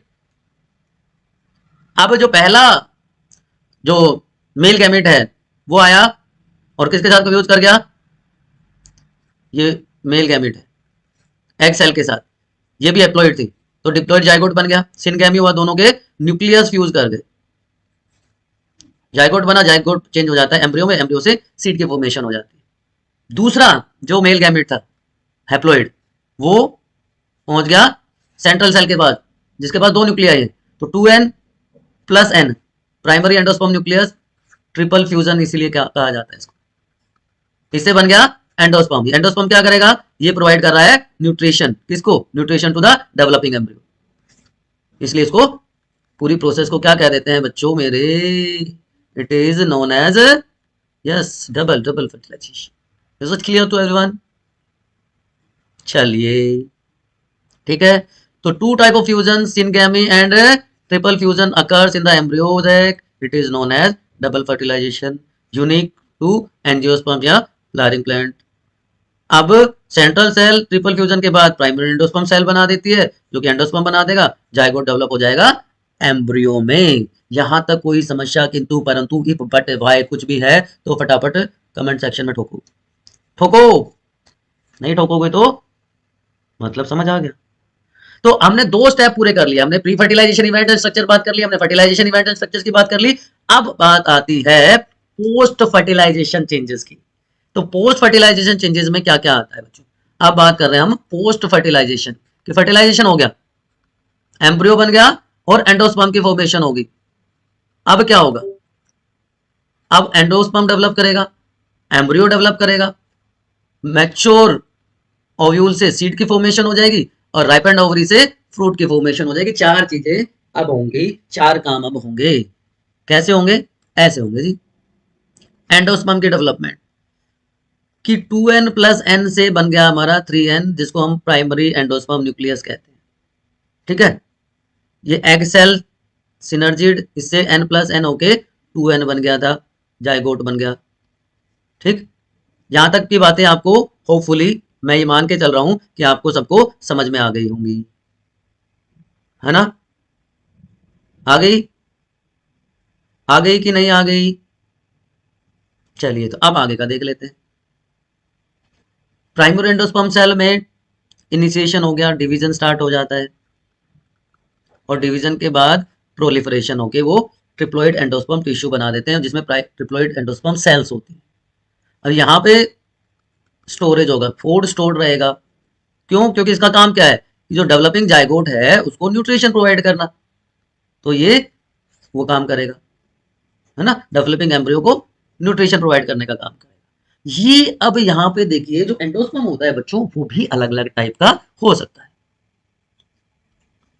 अब अगर एंडोस्पर्म में कंटिन्यूअसली न्यूक्लियस का डिवीजन होता रहे, ठीक है, कॉमन प्रोसेस में क्या होता है, प्राइमरी एंडोस्पर्म न्यूक्लियस में सक्सेसिव न्यूक्लियर डिवीजन होंगे जिनको फ्री न्यूक्लियाई कहा जाएगा। तो ऐसा डिवीजन जहां पे न्यूक्लियस फ्रीली डिवाइड करें और उसके थ्रू जो एंडोस्पर्म बनेगा वो क्या कहलाएगा, फ्री न्यूक्लियर एंडोस्पर्म। अब न्यूक्लियाई का नंबर फिक्स नहीं होता, कितना भी हो सकता है, अलग अलग स्पीशीज में, अलग अलग प्लांट्स में अलग अलग हो सकता है। अब जब इन न्यूक्लियाई के चारों तरफ, ये मान लीजिए ऐसे हो रहा था, सॉरी ये था, ये था, ये था, ये था, अब इनके चारों तरफ सेल वॉल की फॉर्मेशन हो जाए तो वो क्या कहलाएगा, सेलुलर एंडोस्पर्म। तो वो क्या बन जाएगा, पहले क्या था, फ्री न्यूक्लियर एंडोस्पर्म, अब दूसरा क्या हो गया, सेलुलर एंडोस्पर्म की उनके चारों तरफ सेल वॉल की फॉर्मेशन होगी। यहां तक भी समझ आ गई बात? दो बहुत कॉमन एग्जांपल, दो बहुत कॉमन एग्जांपल, बहुत बहुत कॉमन एग्जांपल। इसको जो कोकोनट मिल्क है उसको नरिश्ड, कंप्लीट नरिश्ड डाइट कहा जाता है। तो टेंडर कोकोनट वाटर जो है फ्री न्यूक्लियर एंडोस्पर्म है, उसमें हजारों फ्री न्यूक्लियाई प्रेजेंट होते हैं। और जो व्हाइट वाला पार्ट है जिसको आप क्रीम कहते हो वो है सेलुलर एंडोस्पर्म के, उसके चारों तरफ पहले ये था, ये ये फ्री न्यूक्लियाई थे और उसके बाद ये मान लीजिए आप इनके चारों तरफ सेल वॉल की फॉर्मेशन होगी। तो ये सेलुलर एंडोस्पर्म, ये फ्री न्यूक्लियर एंडोस्पर्म, याद रह जाएगा। एक और भी होता है हेलोबियल एंडोस्पर्म, ठीक। चलिए एक पार्ट, चार में से एक कर लिया हमने पोस्ट फर्टिलाइजेशन में। अब आ जाते हैं हम एम्ब्रियो पे। एम्ब्रियो डेवलपमेंट को आप वीआईपी, वेरी वेरी इंपॉर्टेंट मान के चलिए। अब एम्ब्रियो बना कहा था हमारा, जो हमारा एम्ब्रियो सैक था, जो 7 सेल्ड 8 न्यूक्लियर स्टेज थी, उसमें जो माइक्रोपाइलर एंड था उस पे क्या बन गया हमारा, जाइगोट बन गया, ठीक है। और इसी जाइगोट में डिवीजन होके क्या बन जाएगा, जाइगोट में डिवीजन होके एम्ब्रियो की फॉर्मेशन हो जाएगी। ये जाइगोट है, जाइगोट में एक बार डिवीजन हुआ, 2 सेल बन गई, ठीक है। थोड़ा सा उसमें एंडोस्पर्म होना जरूरी है क्योंकि उससे उसको न्यूट्रिशन मिलेगा, ठीक है। अभी प्रोसेस थोड़ी सी डिफर करेगी, मोनोकोट एम्ब्रियो डेवलपमेंट और डाइकोट एम्ब्रियो डेवलपमेंट थोड़ा सा, लेकिन जो इनिशियल प्रोसेस है एम्ब्रियोजेनिक की, एम्ब्रियो फॉर्मेशन की, वो दोनों में सेम है बच्चों, ठीक है ना। तो उसमें कोई कंफ्यूजन नहीं है, वो दोनों में प्रोसेस सेम होने वाली है। उसके बाद चेंजेस आएंगे, जो भी चेंजेस आएंगे, initially process will remain same. अब जाइगोट बना, जाइगोट में डिवीजन हुआ तो ये क्या कहलाएगा, प्रो एम्ब्रियो स्टेज, ठीक है। मल्टीपल डिविजन होंगे, 2 ग्रुप्स बन जाएंगे सेल्स के, ठीक है, वो क्या कहलाएगी, ग्लोबुलर स्टेज। फ्यूजन हो जाएगा सेल्स का, then it is known as heart shape, and finally mature embryo is formed. Process को भी मैं बताऊंगा, आप ये मत सोचिए कि सर ने तो 2 लाइन में बता दिया कि एम्ब्रियो फॉर्मेशन कैसे होती है, नहीं, प्रोसेस को हम दोनों में डिस्कस करेंगे, मोनोकोट एम्ब्रियो और डाइकोट एम्ब्रियो। लेकिन अभी सिर्फ आपके समझने के लिए मैंने बताया है कि ये 4 स्टेजेस होती हैं जाइगोट से मैच्योर एम्ब्रियो बनने तक, pro embryo, globular, heart shape and mature embryo. NCERT का डायग्राम है बेटा, एनसीईआरटी का एज इट इज डायग्राम है, ठीक है। अब पहले बात करते हैं डाइकोट एम्ब्रियो। अब देखिए ये डाइकोट बना देता हूं मैं, डाइकोट बना दिया हमने, ठीक है। ये वाला पार्ट कहलाता है एम्ब्रियोनल एक्सिस, ठीक है, याद रहेगा। एम्ब्रियोनल एक्सिस से ऊपर की तरफ जो बनता है अगर, तो उसको कहते हैं एपिकोटाइल, और नीचे की तरफ जो स्ट्रक्चर बनती है वो कहलाती है hypocotyl. So epicotyl and hypocotyl 2 structures बन गई। एपिकोटाइल से बच्चों बन जाएगा शूट सिस्टम, जिसको हम कहते हैं प्ल्यूम्यूल, और हाइपोकोटाइल से बन जाएगा रूट सिस्टम, जिसको कहा जाता है बच्चों रेडिकल। तो रेडिकल और प्लूम्यूल की फॉर्मेशन हो जाती है। रेडिकल रूट में क्या होती है, रूट कैप, और रूट कैप की कवरिंग को कहा जाता है क्ल्यूराइजर। ठीक है, ये आप ये दोनों में ही होता है, तो आप ये मत समझिएगा कि सर ने बता दिया ये तो मोनोकोट का है। यहां पे आप देख लीजिए क्लियोप्टाइल कहेंगे। जो प्लूम्यूल की कवरिंग है उसको कहेंगे, उसको क्या कहेंगे, क्लियोप्टाइल। ठीक है, तीन कवरिंग आपको ध्यान रखनी है, प्लूम्यूल की कवरिंग क्लियोप्टाइल, रूट कैप की कवरिंग क्लियोराइजा, और कोटिलेडन की कवरिंग को स्क्यूटेलम कहा जाता है। ठीक है, या अभी मैं इसकी बात कर रहा हूं, डिप्लॉइड एम्ब्रियो की, सॉरी डाइकोट एम्ब्रियो की बात कर रहा हूं। तो एपिकोटाइल से शूट सिस्टम प्लूम्यूल बन गया, हाइपोकोटाइल से रूट सिस्टम रेडिकल की फॉर्मेशन होगी। यहां तक कोई कंफ्यूजन है तो प्लीज एक बार बताइए। अब देखिए वही चीजें दोबारा से हैं। एम्ब्रियोनल एक्सिस था, दो कोटिलेडन थे। एम्ब्रियोनल एक्सिस का पार्ट जो कोटिलेडन से ऊपर की तरफ है वो एपिकोटाइल हो गया, और जैसे प्लूम्यूल या स्टेम की टिप बन गई, शूट सिस्टम बन जाएगा। वो पार्ट जो कोटिलेडन के नीचे की तरफ है वो हाइपोकोटाइल कहलाएगा, जिससे रेडिकल या रूट टिप की फॉर्मेशन हो जाएगी। Root tip covered by root cap, और उसकी कवरिंग को भी क्या कह देते हैं, ये कह देते हैं, इसकी कवरिंग को क्या कह देते हैं, क्लियोप्टाइल। ठीक, यहां तक कोई कंफ्यूजन? चलिए अब मोनोकोट एम्ब्रियो की बात कर लेते हैं। मोनोकोट एम्ब्रियो में बच्चों कोटिलेडन ही एक होगा। ठीक है, तो यहां पे जो एपिकोटाइल है दैट इज एपिब्लास्ट, तो उससे क्या बन गया, शूट्स अपेक्स बन गया। रेडिकल से रूट अपेक्स की फॉर्मेशन हो गई। इसकी कवरिंग, जो मोनोकोट की कवरिंग को क्या कह देते हैं, कोटिलेडन की कवरिंग को स्क्यूटेलम कहा जा रहा है। तो एक कोटिलेडन है, ग्रास फैमिली की स्ट्रक्चर है, इसको स्क्यूटेलम कहा जाता है। Lateral to the abdominal axis, lower end radicle, root cap coleorhiza, above level of attachment of scutellum epicotyl short apex, और उसके साथ साथ क्लियोप्टाइल फोलियर स्ट्रक्चर प्रेजेंट। ठीक, तो मोनोकोट और डाइकोट एम्ब्रियो का डिफरेंस आपको पता चल गया। डायग्राम आपको पता है, एनसीईआरटी में भी दिया हुआ है, क्लियर का डायग्राम दिए हुए हैं। ठीक है ना। अब तीसरा पार्ट आ जाता है। हमने बात करी थी क्या क्या बनेगा भाई, एम्ब्रियो की फॉर्मेशन होगी, एम्ब्रियोजेनेसिस के थ्रू एम्ब्रियो की डेवलपमेंट होगी, जायगोट की डेवलपमेंट होगी, उसके बाद ओव्यूल और ओवरी। ओव्यूल से क्या बनेगा, सीड बनेगा, और सॉरी दोनों ओव्यूल लिख दिया हमने। Ripe and ovary is known as fruit, और ओव्यूल से क्या फॉर्मेशन हो जाएगी, सीड की फॉर्मेशन हो जाएगी। तो सीड फॉर्मेशन की बात कर लेते हैं, ओव्यूल से सीड की फॉर्मेशन हो जाएगी। ये डाइकोट क्योंकि दो कोटिलेडन है यहाँ पर, ये मोनोकोट क्योंकि यहाँ पे एक कोटिलेडन है, मोनोकोट सीड। मेज सीड कहते हैं क्या, नहीं, इसको मेज ग्रेन कहा जाता है। आप में से कितने बच्चों को पता है व्हाई इट इज कॉल्ड मेज ग्रेन, बताइए कमेंट सेक्शन में। बच्चों ये होता है स्पेशल टाइप का इन्फ्लोरेसेंस। 2-3 क्वेश्चन हो चुके हैं, जब तक आपके रेस्पॉन्सेज नहीं आएंगे मैं आंसर नहीं बताने वाला हूं, मैं कमेंट सेक्शन में ही आंसर बताऊंगा। ठीक है, it is special type of inflorescence, so it is known as maize grain rather than maize seed. यहां पे देखिए जो फूड है वो एंडोस्पर्म में स्टोर होता है, तो such seeds are known as endospermic seeds. और अगर कोटिलेडन में स्टोर्ड फूड रहता है तो they are known as cotyledonous seed या नॉन एंडोस्पर्मिक सीड्स। ठीक, इनको नॉन कोटिलेडनस कह देंगे या एंडोस्पर्मिक सीड्स कह देंगे। तो fertilized ovule is known as seed. तो फाइनल प्रोडक्ट सेक्सुअल रिप्रोडक्शन का क्या होता है, सीड होता है। ओवरी से तो फ्रूट की फॉर्मेशन बन गई। ठीक है ना, तो यहां पे सीड कोट है, कोटिलेडन्स है और एम्ब्रियोनल एक्सिस है।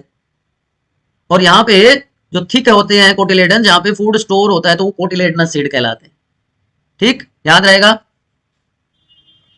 अगर सीड कोट की बात करूं तो दो कवरिंग होती है, आउटर कवरिंग को कहते हैं बच्चों टेस्टा, और इनर कवरिंग को कहते हैं टेगमेन। तो टेस्टा और टेगमेन दो कवरिंग्स होती है सीड कोट की, outer टेस्टा and inner tegmen. Mature seed दो टाइप के, अभी हम बात कर रहे थे, दो टाइप के सीड्स हो जाते हैं। एल्ब्यूमिनस की एंडोस्पर्म कंप्लीटली कंज्यूम हो गया। ठीक है, तो ये कैसे हो गए, कोटिलेडनस, कोटिलेडन्स में स्टोर्ड फूड है, पी, ग्राउंड नट, बीन्स आप देख पा रहे हो। लेकिन एंडोस्पर्म का कुछ पार्ट परसिस्ट करता है, कॉर्न में, मेज में, ठीक है ना। तो ये क्या कहलाएंगे, ये क्या कहलाएंगे, ये कोटिलेडनस थे तो ये क्या हो गए, एंडोस्पर्मिक या एल्ब्यूमिनस। ठीक, वही सारे के सारे आउटर कवरिंग टेक्स्ट था। इनर क्या कहलाती है, टैगमेन। एपिकोटाइल से शूट सिस्टम प्लूम्यूल बन गया, हाइपोकोटाइल से रूट सिस्टम रेडिकल बन गया। ये कोटिलेडन जिनमें स्टोर्ड फूड है, बीन। कोर्न में एल्यूरोन लेयर भी होती है। एल्यूरोन लेयर का काम क्या होता है बताइए, यहाँ पे मोस्ट पार्ट इज एंडोस्पर्म, क्योंकि यहाँ पे एंडोस्पर्म में फूड स्टोर है, एक कोटिलेडन प्रेजेंट होता है। ठीक है, चलिए बच्चों, यहां तक मुझे लग रहा है बहुत सारी चीजें अभी तक आपके समझ में आ गई हैं। तो ये देखिए कोटिलेडन्स हैं, ये माइक्रोपाइल जहाँ ओपनिंग होती है, स्मॉल ओपनिंग। आपने कभी ग्राम सीड अगर देखा, वहां पे छोटा सा एक होल होता है, वो माइक्रोपाइल कहलाता है। और ड्यूरिंग जर्मिनेशन प्रोसेस ये माइक्रोपाइल के थ्रू रेस्पिरेशन का रेट बढ़ जाता है प्लांट्स में, रेस्पिरेशन रेट बिकम्स हाई। ठीक है, ये इंपॉर्टेंट डायग्राम है, इसको आप स्किप नहीं कर सकते। ये पूरा का पूरा एंडोस्पर्म है जहाँ पे स्टोर्ड फूड है। स्क्यूटेलम उसका कवरिंग हो गई, coleorhiza root cap, root tip, coleoptile shoot tip. ठीक है ना, ऑलरेडी में सारी चीजें, ये एग्जांपल्स और ये स्ट्रक्चर। मेज ग्रेन की, मेज सीड की, मेज ग्रेन क्यों कहते हैं वो भी आपको मैं ऑलरेडी बता चुका। ठीक है ना, चले आगे, चले आगे, चलो सर चलो।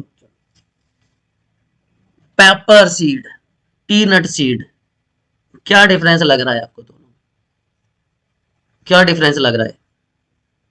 कोटिलेडन है, सीड कोट है, प्लूम्यूल है, रेडिकल है।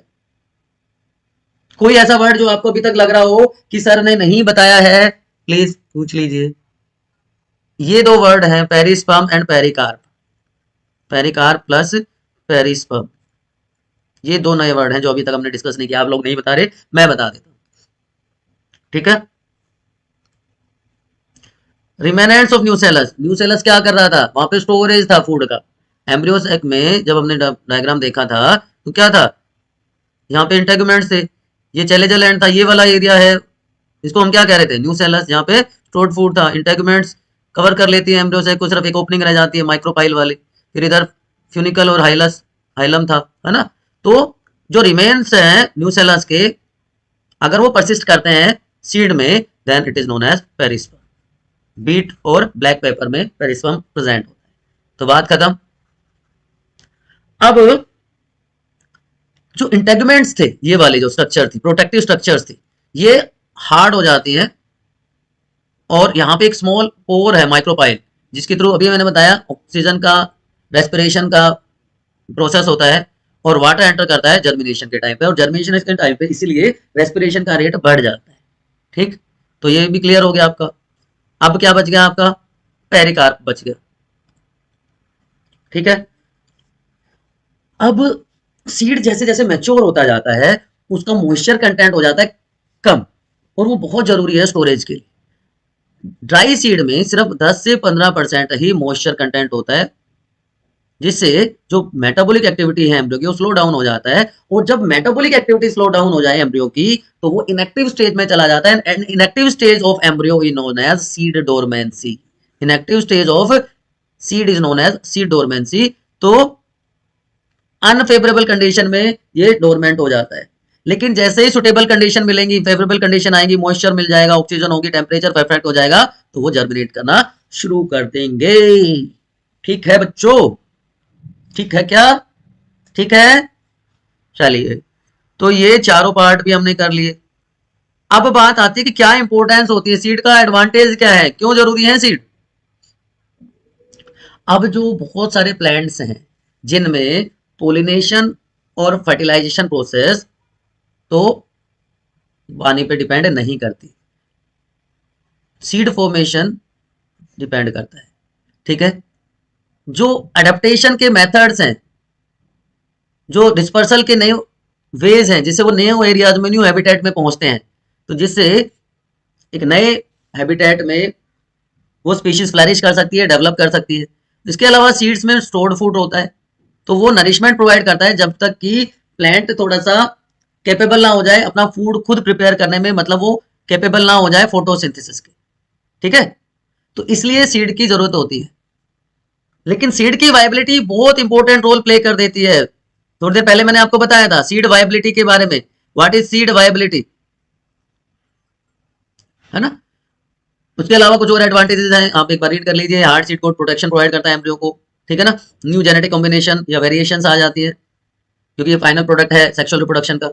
डोरमेंसी और डिहाइड्रेशन की वजह से स्टोरेज बहुत ईजी हो जाता है, जिससे कि हम पूरे साल या नेक्स्ट क्रॉप को रेज करने के लिए भी सीड ऑब्टेन कर पाते हैं, ठीक है ना। तो ये कुछ एडवांटेजेस हैं सीड्स के, कोई बहुत नई बात नहीं है। वायबिलिटी ऑफ सीड्स, यस, ये वाली जो बात हम कर रहे थे ये इंपॉर्टेंट है। वायबल, वायबल का मतलब जिसमें एबिलिटी हो कि भाई सीड रिलीज हो गया, सारा काम हो गया, लेकिन उसमें जर्मिनेट करने की एबिलिटी है कि नहीं है, उसमें मॉइस्चर कंटेंट 10 से 15% है कि नहीं है, जिससे कि वो डोरमेंसी में चला जाए, कंडीशन अनफेवरेबल होगी। मान लो हमने ड्राई नहीं हुआ सीड, उसमें व्हाट यू से मॉइस्चर कंटेंट ज्यादा रह गया तो जर्मिनेट कर जाएगा, स्टोरेज होगा ही नहीं उसका, है ना। तो वेबिलिटी इज वेरी इंपॉर्टेंट, लेकिन ये भी species to species, plant to plant vary करती है। कुछ में ये कुछ वीक्स का या मंथ्स का होता है, कुछ हंड्रेड्स ऑफ ईयर्स रह जाते हैं। तो बहुत इंपॉर्टेंट एग्जांपल्स हैं ये दोनों एग्जांपल, आपको याद रखने हैं ये दोनों एग्जांपल, फिनिक्स और ल्यूपिनस। देखिए, in few species seed lose viability within a few months, जैसे हमारे सीरियल्स में होता है, व्हीट में और राइस में।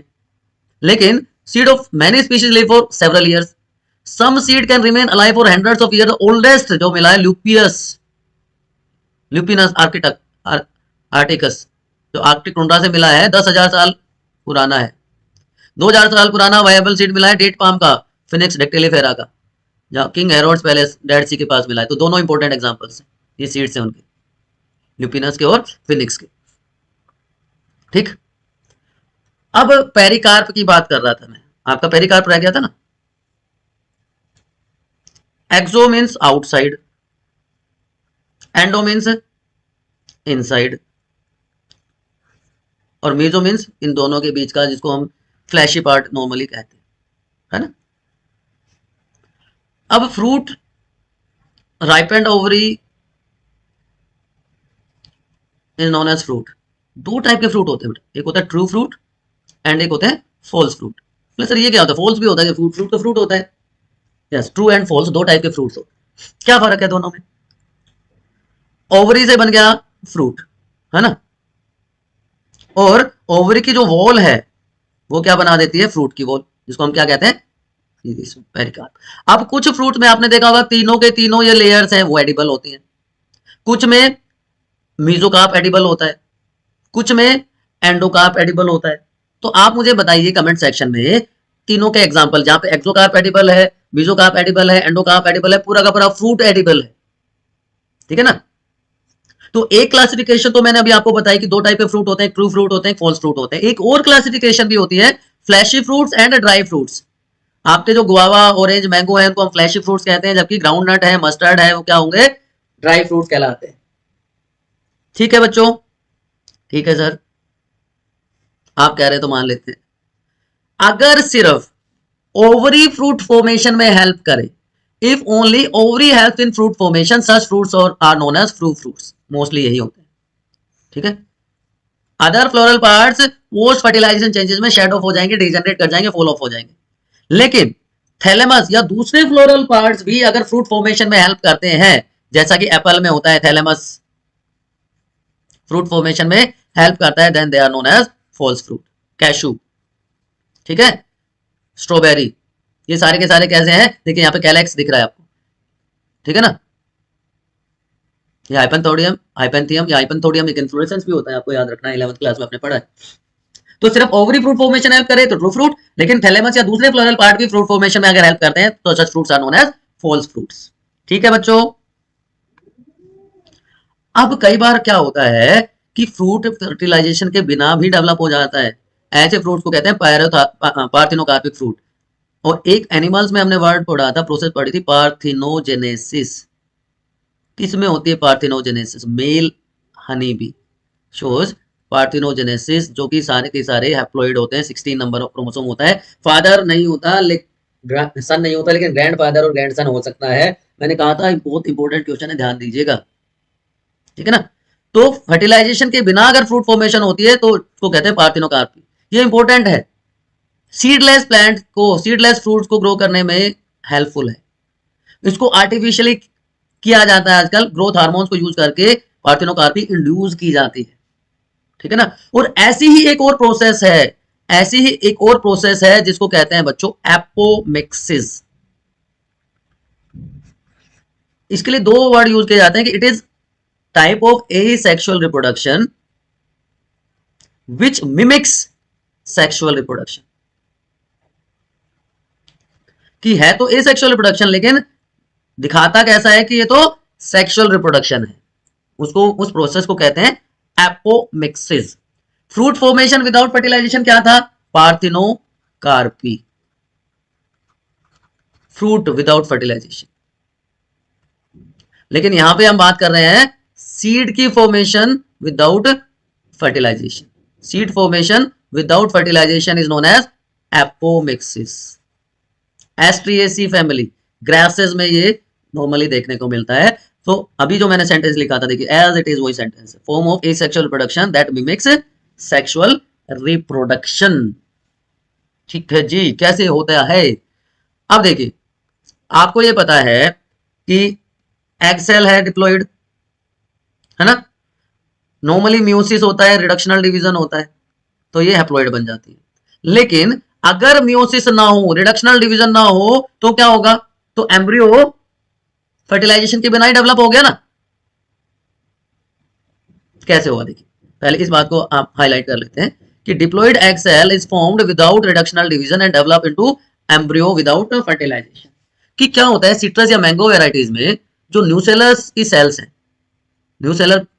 न्यूसेलस क्या था? न्यूसेलस ये था, इंटेगुमेंट के ऊपर का जो पार्ट था वो न्यूसेलस था।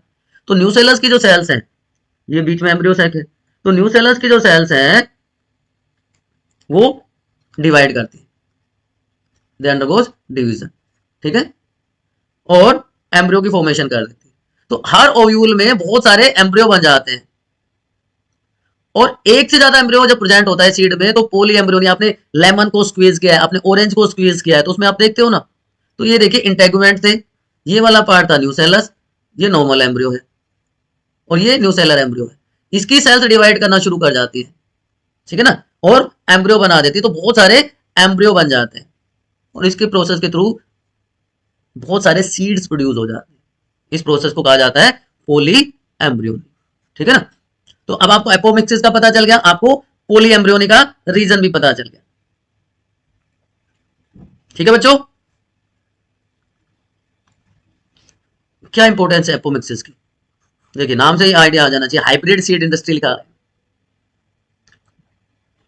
अगर हाइब्रिड, हाइब्रिड का मतलब होता है ऐसा सीड या ऐसा प्लांट जो सुपीरियर कैरेक्टर से डेवलप किया जाए, है ना। तो अगर हाइब्रिड सीड्स को ग्रो करेंगे तो क्या होगा? प्लांट जो है प्रोजेनी में वो सेग्रीगेट कर जाएंगे और हाइब्रिड कैरेक्टर्स को लूज कर देंगे। और हाइब्रिडाइजेशन प्रोसेस बहुत स्पेसिफिक है, एक्सपर्टीज चाहिए इसके लिए, एक्सपेंसिव है, तो इसलिए इन हाइब्रिड सीड्स को एपोमिक्सिस के थ्रू डेवलप करवाया जाता है, जिससे सेग्रीगेशन ना हो कैरेक्टर्स का नेक्स्ट जनरेशन में। और जो फार्मर्स हैं उनके लिए इकोनॉमिकल हो जाता है, कन्वेंशनल हो जाता है, इजी हो जाता है use this hybrid seeds for next season, new crop production के लिए उसको इजीली वो यूज कर सकते हैं। तो बच्चों मेरे, ये थी सारी प्रोसेसेस, चारों के चारों part, pre fertilization, fertilization, post fertilization changes, post fertilization में भी एम्ब्रियो फॉर्मेशन, और उसके बाद हमने zygote development, fruit formation, seed formation, सारी बात कर ली। लेकिन बात यहाँ खत्म नहीं होती, एक और एक क्या मतलब कुछ टर्म्स हैं जो मुझे लगा कि बहुत इंपॉर्टेंट है, बच्चों को पता होने चाहिए। कई बार out of the box question पूछ लेते हैं, तो एक क्विक रिवीजन भी आपका हो जाएगा। स्टेमन, स्टेमन इज मेल पार्ट, जिसको हम मेल पार्ट होता है, एंथर और फिलामेंट मिलके क्या बना देते हैं? स्टेमन बना देते हैं, ठीक है बच्चों। कार्पल फीमेल पार्ट है, जिसमें स्टिग्मा, स्टाइल और ओवरी। पोलन सैक को माइक्रोस्पोरेंजियम कहा जाता है, और ओव्यूल को इंटेगुमेंटेड मेगास्पोरेंजियम कहा जाता है। ये मेल गैमेट बना देते हैं, पोलन ग्रेन्स बनाते हैं, pollen grains are male gamete. Female gamete क्या है? Egg cell.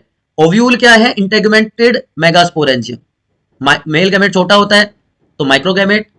Germinating pollen tube male gametophyte कहलाता है, और एम्ब्रियो सैक को फीमेल गैमेटोफाइट। तो डेवलपमेंट ऑफ मेल गैमेटोफाइट अगर आए तो जर्मिनेटिंग पोलन ग्रेन के बारे में बताना है। डेवलपमेंट ऑफ फीमेल गैमेटोफाइट आए तो आपको एम्ब्रियो सैक को एक्सप्लेन करना है, ठीक है ना, ध्यान रखना है बच्चों, ध्यान रखना है। इसके बाद प्लोइडी भी बहुत इंपॉर्टेंट होती है, प्लोइडी में भी आप कंफ्यूज हो जाते हैं। तो देखिए ये सारे के सारे जो स्पोरोफाइटिक पार्ट होता है, दो पार्ट होते हैं ना, गैमेटोफाइटिक पार्ट और स्पोरोफाइटिक पार्ट। तो गैमेटोफाइटिक पार्ट है सारे के सारे डिप्लॉइड होते हैं, जायगोट से लेके फिर एम्ब्रियो बनेगा, रेडिकल और प्लूम्यूल बन जाते हैं, वहां से कोटिलेडन की फॉर्मेशन होती है। सारे के सारे पार्ट हो गए, ये पोस्ट फर्टिलाइजेशन में है, सारे के सारे पोस्ट फर्टिलाइजेशन में है, ठीक है। प्री फर्टिलाइजेशन वाले भी सारे के सारे डिप्लॉइड होंगे। इंटेगुमेंट प्रोटेक्टिव कवरिंग्स हैं, माइक्रोस्पोर मदर सेल जिसको प्रीमोडियल मदर सेल भी कहते हैं, या मेगास्पोर मदर सेल एमएमसी जिसको हमने लिखा था, ये भी डिप्लॉइड होती है। Carpel, sepals, petals, stamens, male, चारों एसेंशियल और नॉन एसेंशियल वर्ल्स, ये सारे के सारे इनिशियली डिप्लॉइड होते हैं। और जो वेजिटेटिव पार्ट है, वेजिटेटिव पार्ट जो है प्लांट के, रूट, स्टेम एंड लीफ, वो भी सारे के सारे डिप्लॉइड होते हैं। अब हैप्लॉइड क्या होता है? जो गैमेटोफाइटिक पार्ट है वो हैप्लॉइड होंगे। तो मेल गैमेट जिसको हम पोलन ग्रेन कहते हैं वो है हैप्लॉइड।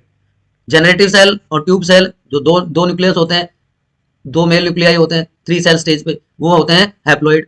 मेल गैमेट और फीमेल गैमेट वो है हैप्लॉइड।